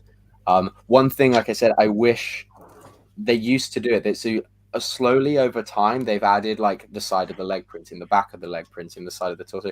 I do wish that they would do some stuff that were just that were just a bit more in line with what Lego did, just like front back printing, maybe legs, and then maybe like some basic arm printing or something like that. But yeah, no, their stuff is great. I intend to get quite a lot of their custom clones. Red Carn says I've been getting parts from Eclipse Graphics and the shipping costs gets really high. Speaking of Eclipse Graphics, dude, they have some phenomenal like brick walls with spray paint and stuff that sell out almost immediately. Chef got the Iron, I think he got the Iron Man one, and then he got one that's got like a smiley face that's like melting or something like that. Oh, I was lucky. I think it was at Brick Fair a couple years ago. I got one of the walls that has the Spider-Man Spider-Verse like graffiti on it that Miles Morales did in the subway. Yeah, dude. I am so glad I got that thing, dude. Yeah, And they put out some amazing stuff. Who's that from? Who's that from? Eclipse Graphics, which is also, I think that's the same place where I got the shipping containers, because I was thinking about selling one of my shipping containers actually. Yeah, because me and Chef are gonna be selling a bunch of stuff here soon. Yeah, Eclipse Graphics was one of the first companies that I ever knew that did like printing on Lego. Because I think even before Cloning Army Customs switched to printing, they used to just be like decaled clones. So like they would just use like water slide decals and sell figures like that, and then they eventually like made the switch over to printing and stuff. But I think Eclipse Graphics was one of the first companies I'd heard that were like printing on like custom printing on Lego stuff, which is awesome. There's tons of different. Dude. Like, and I at Brick Fair I bought like all kinds of like just pieces of stuff like welcome mats to put on your front door, no parking signs. I put a no parking sign on one of the Hogwarts castles, man. It just, but the thing about it that Chef and I both learned pretty quick when we were at Brick Fair is those little pieces add up, dude. It's because it's like 50 cents or $1, but even like ones that are 50 cents, man, you think 50 cents, man. So you just start getting a whole bunch of them. Next thing you know, you got $50 worth of parts. Minifig, they do some great minifig posters as well, or movie posters. See, that sort of thing, right? I would want for a city. That sort of thing I would definitely want to add. Have you ever gone down that route for that, Craig? Have you ever thought, you know what, my city needs something else? I know it's not pure Lego, but it does give it something else. It gives it a new dimension. What, printed? Yeah, like a custom printed Lego piece. I bought a custom printed Lego piece of Batcave once. I don't know what it is. It had the Dawn of Justice Batmobile on it. Can't remember who I bought. That was somebody in America. Can't remember who it was that I bought it from. I think I bought custom minifigures from like BricksceneTV. He does printing stuff from him. Because I go to a comic store and they sell custom Lego minifigures, and some of them are really, really good. Like, so maybe I'll get a couple and do a video on it or something. I prefer the Lego when they actually use Lego to print on than just mix it up, because I have bought stuff before where it's not Lego and you can just tell straight away. I've got a lot of cool, interesting figures, but a lot of them aren't Lego, because my buddy, he knows how much I love Lego, and he went to a I don't know what it's called, but it's for like monster movies and stuff like that, like a convention, and he brought me back like a Blade figure, like a Freddy Krueger figure, like all these different like crazy characters, but they weren't like official Lego, so you could just tell, you know what I mean, they didn't look right. They don't. Sometimes I find they don't sit on. You can tell when you sit them on the Lego brick, as in you stand them or something. They've just got no power there at all. Right. It's really weird. Red Carnage. I'm glad you managed to get those, man. They're hard to get. Hi, Brickapix. And Solo's in the back in the chat. He is. He's back in the house. Solo, hope you got your windows done okay. Mikey J Productions says, I put Godzilla and Stay Puft Marshmallow Man action figures in my Lego City before. 12-inch action figures. That added some fun. Yeah, I've seen someone do that. I think it's Elena. You know someone who's based in Australia, designer who's done. Yeah, he's been at Mount Lego. Brent. Yeah, that's him. Brent Yeah. Waller, yeah. Yeah, I do need to get him on London Calling one day. I really do. Brickapix is in the house as well. The beautiful Brickapix goes, Red Carnage definitely working when Milton Keynes Brick Show is on. Currently here, and it wasn't a day run. Took over 2 hours to get there. Yeah, and Milton Keynes is probably about 2 hours from me as well. It's probably only about an hour from you, Tech, isn't it, Milton Keynes? Milton Keynes is just over an hour. Yeah, it's one of the Lego stores that kind of fall in that around about an hour if the traffic's okay. Nice, yeah, quite lucky. Yeah, I am very lucky actually. I got Bristol's about an hour, Southampton's about an hour, MK is about an hour. Yeah, you've not got one on your doorstep. You've got them all kind of within a decent way. That's the one. Yeah, Brent Waller. Definitely would like to get him on one day. I really would. Tina Brick saying, "Well done, LBB." Yeah, this is it, folks. I have actually completed, and Hive as well has completed his set. Doesn't happen very often, folks. I know, man. What the heck's going on around here? I'm super chuffed. This is a remarkable set. You ever get a chance to get this set, folks, do get it. I really feel like we should all acknowledge this, man. Everybody in the chat too. Really, we should all. Yeah, if you haven't liked this stream, this is the one to do it because please. Greg and Hive have both finished their set. Yep. I know. It's amazing. Hive, do you want to quickly just give us a quick thing around with your one? I'm going I don't get to say this very often, but yeah, show us your bust. Usually only Mrs. Hive asks that. Yeah. Like I said, man, it's smaller than the helmets, but I love this thing, man. It kind of makes me think like it's a little award, you know? Like this is the award I got for building something complete on a stream. I'd like to thank my wife and my parents. I'd like to thank the Academy. Yeah.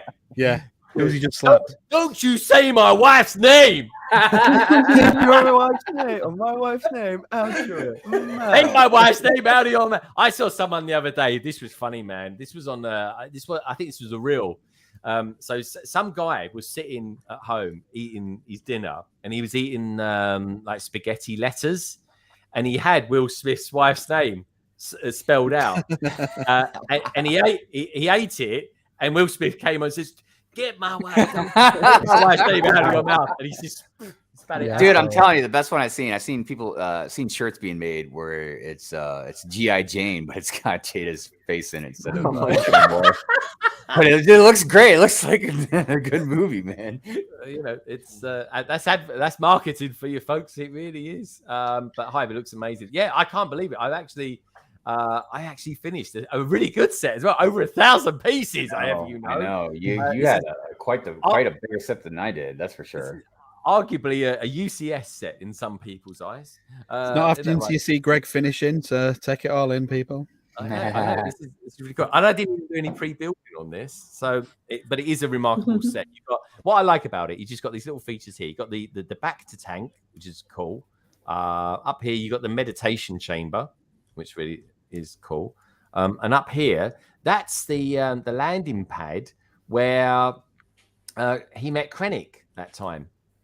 Oh, in Rogue One, which is cool. And then you got the front of it as well. Snowlena, by the way, this is definitely a set I will light up. I think this could be the first set I light up. I think. What, burn it? Yeah, I'm going to burn it. I'm going to take it out there into the forest and burn the forest and burn this castle down as well. But look at that lava. Look, it's got real lava. Don't look. See, But don't get Greg to do any voiceovers for your stop motion, will you? His acting. Right, my voiceovers are most excellent. I have you know. Okay, you sounded like your phone voice. Yeah. It was like, I'm driving with you. Everyone else is real natural. Ninja comes on, is all like as cool as, and as you going, my podcast voice on. I was adding a bit of comedy to it. I have you know. I thought you were going to say culture then. I'm not going to go comedy. I can do culture as well. Hey, so that holocron hides in the wall, right? Yeah. The holocron's got its own kind of I don't know what you call it really. Holocron stand. But look, That's pretty good, isn't it? Oh, so it is right out in the open. Okay, for some reason I thought it was inside like the wall, like it was hidden or something. There is a hidden compartment there, isn't there, on the left-hand side? I thought there was, but maybe it's just... No, where he was, there was a little bit you could pull out, isn't there? Yeah, isn't there anything to do with that little wall piece right there? Yeah. Yeah, see? There you go, lightsaber in there. All right, I only built it. I don't know what I'm doing. Just don't watch, Nicole, because you're going to get motion sickness with this camera. There we go. Hey, Aussie Adams, how you doing? Get Boba in that back to tank. This is quite nice. Look, it's nice to look the chat. This is what I see. Dude, this is in the green room, and I can't. Solo's just popped in. We're winding down now, and he's coming in. It's all right. I'm gonna let him in. There we go. Hi, Solo. No, Hello. no, I know. I did say in the chat, "Is like, is it? Am I too late? Am I too late?" I thought I'd just come and say hi. Oh, well, it's so nice of you to come and join us. It really is. Look, folks. Well, now you're too late. The stream was supposed to end 6 minutes ago. Solo Brick Builds. Remember him? Solo, I'm curious. When was the last time you actually did a video? According to YouTube, about 6.5 months ago. Oh, dude. In other words, so long. We need to get you back doing stuff, even if it's guesting on people's streams and stuff like that. It'd be nice. Well, I was like, but he is doing that, dude. He did it today. He came in early on. And if the bloke came around and fits him in, did you get your windows done all right, dude? No, they just came in, dropped a load of scaffold and said, "Went, sorry, mate, we're a bit late, so we're going to start on the back," and then they drove off. Come back on Monday. Thanks. All right. Okay. Typical builders. I'll say nothing, Tech. But there we go. Tech, and also as well, and I need to ask Tech. Tech, how's your running going? Is that going okay? It's not too bad. Yeah, it's not too bad. Just trying to get running consistently and stuff. Okay. Are you staying injury free? That's the important thing. Thing. Touch wood. I am injury free. It's going okay. I'm enjoying it as well. I'm getting back into it. I am enjoying it as well. It's good fun. My running's going as well. It's good. Okay, I'm doing the couch to the fridge. It's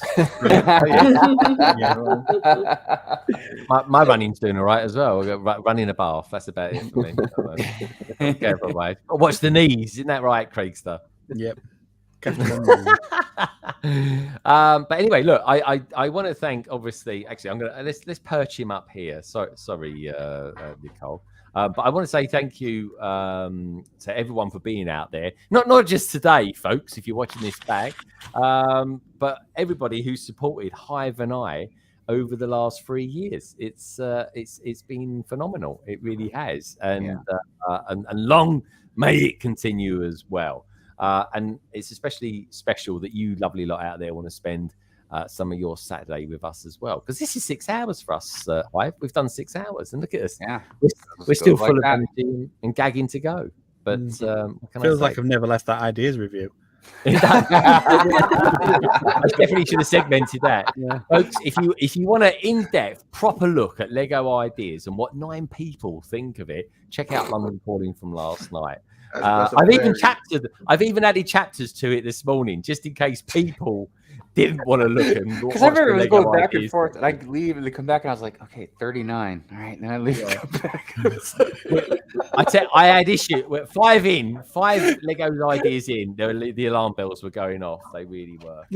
What? Because that was like an hour into your segment. It was. I didn't even try it. An hour and a half. I was in before we even got going on it. Bad idea. It was an hour before the introductions finished, because that's when I joined. I was messaging Crayston saying, "Are you coming or not?" He went, "No, I'm having a laugh watching the intros." What can I say?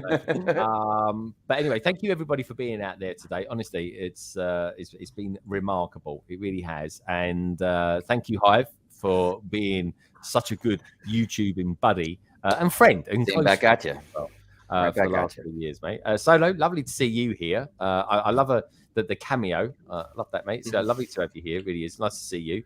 Craigstar, lovely to see you. Loving the new hair. You look quite nice. I think you look quite handsome with a fringe. I really do. Tech, lovely to have you. No, don't do that. It's the wrong side. It's the wrong way. Oh my God, look, what's he doing? What's he doing to it? There you look like Sid Vicious. Yeah, London car. Yeah, There we go. Gotta love that. Tech, lovely to see you as well, mate. That's it. You're growing the hair as well, which is nice. I need a haircut. That's Nicole, lovely to see you as well, all the way from Bonnie, Germany. Unlike Essex, sorry, Brentwood. In case anyone's wondering, look up Brentwood, Essex. You'll find it out. And thank you to everybody for being out there today, folks. Honestly, we love you to bits. And let's see what the next year brings us, shall we? One thing for sure is going to be full of love, life, laughs, and lots of Lego. And on that note, And Lego. Do you know what? Lego is a wonderful thing. And each and every one of you peeps out there are too. Take care, folks. And tune in tomorrow for Good Morning Brick World with, of course, Darth Hive. Oh, speaking of which, I made a comment under your name. You made a comment. I was telling everybody thank you for spending time with us. And I hit the send button. I looked, I was like, oh, that's great. This is what happens when you give someone the keys to the camera. It really is. Red Carnage is saying Craigster is the Fred Flintstone's hairstyle. Yabba dabba doo. Carnage.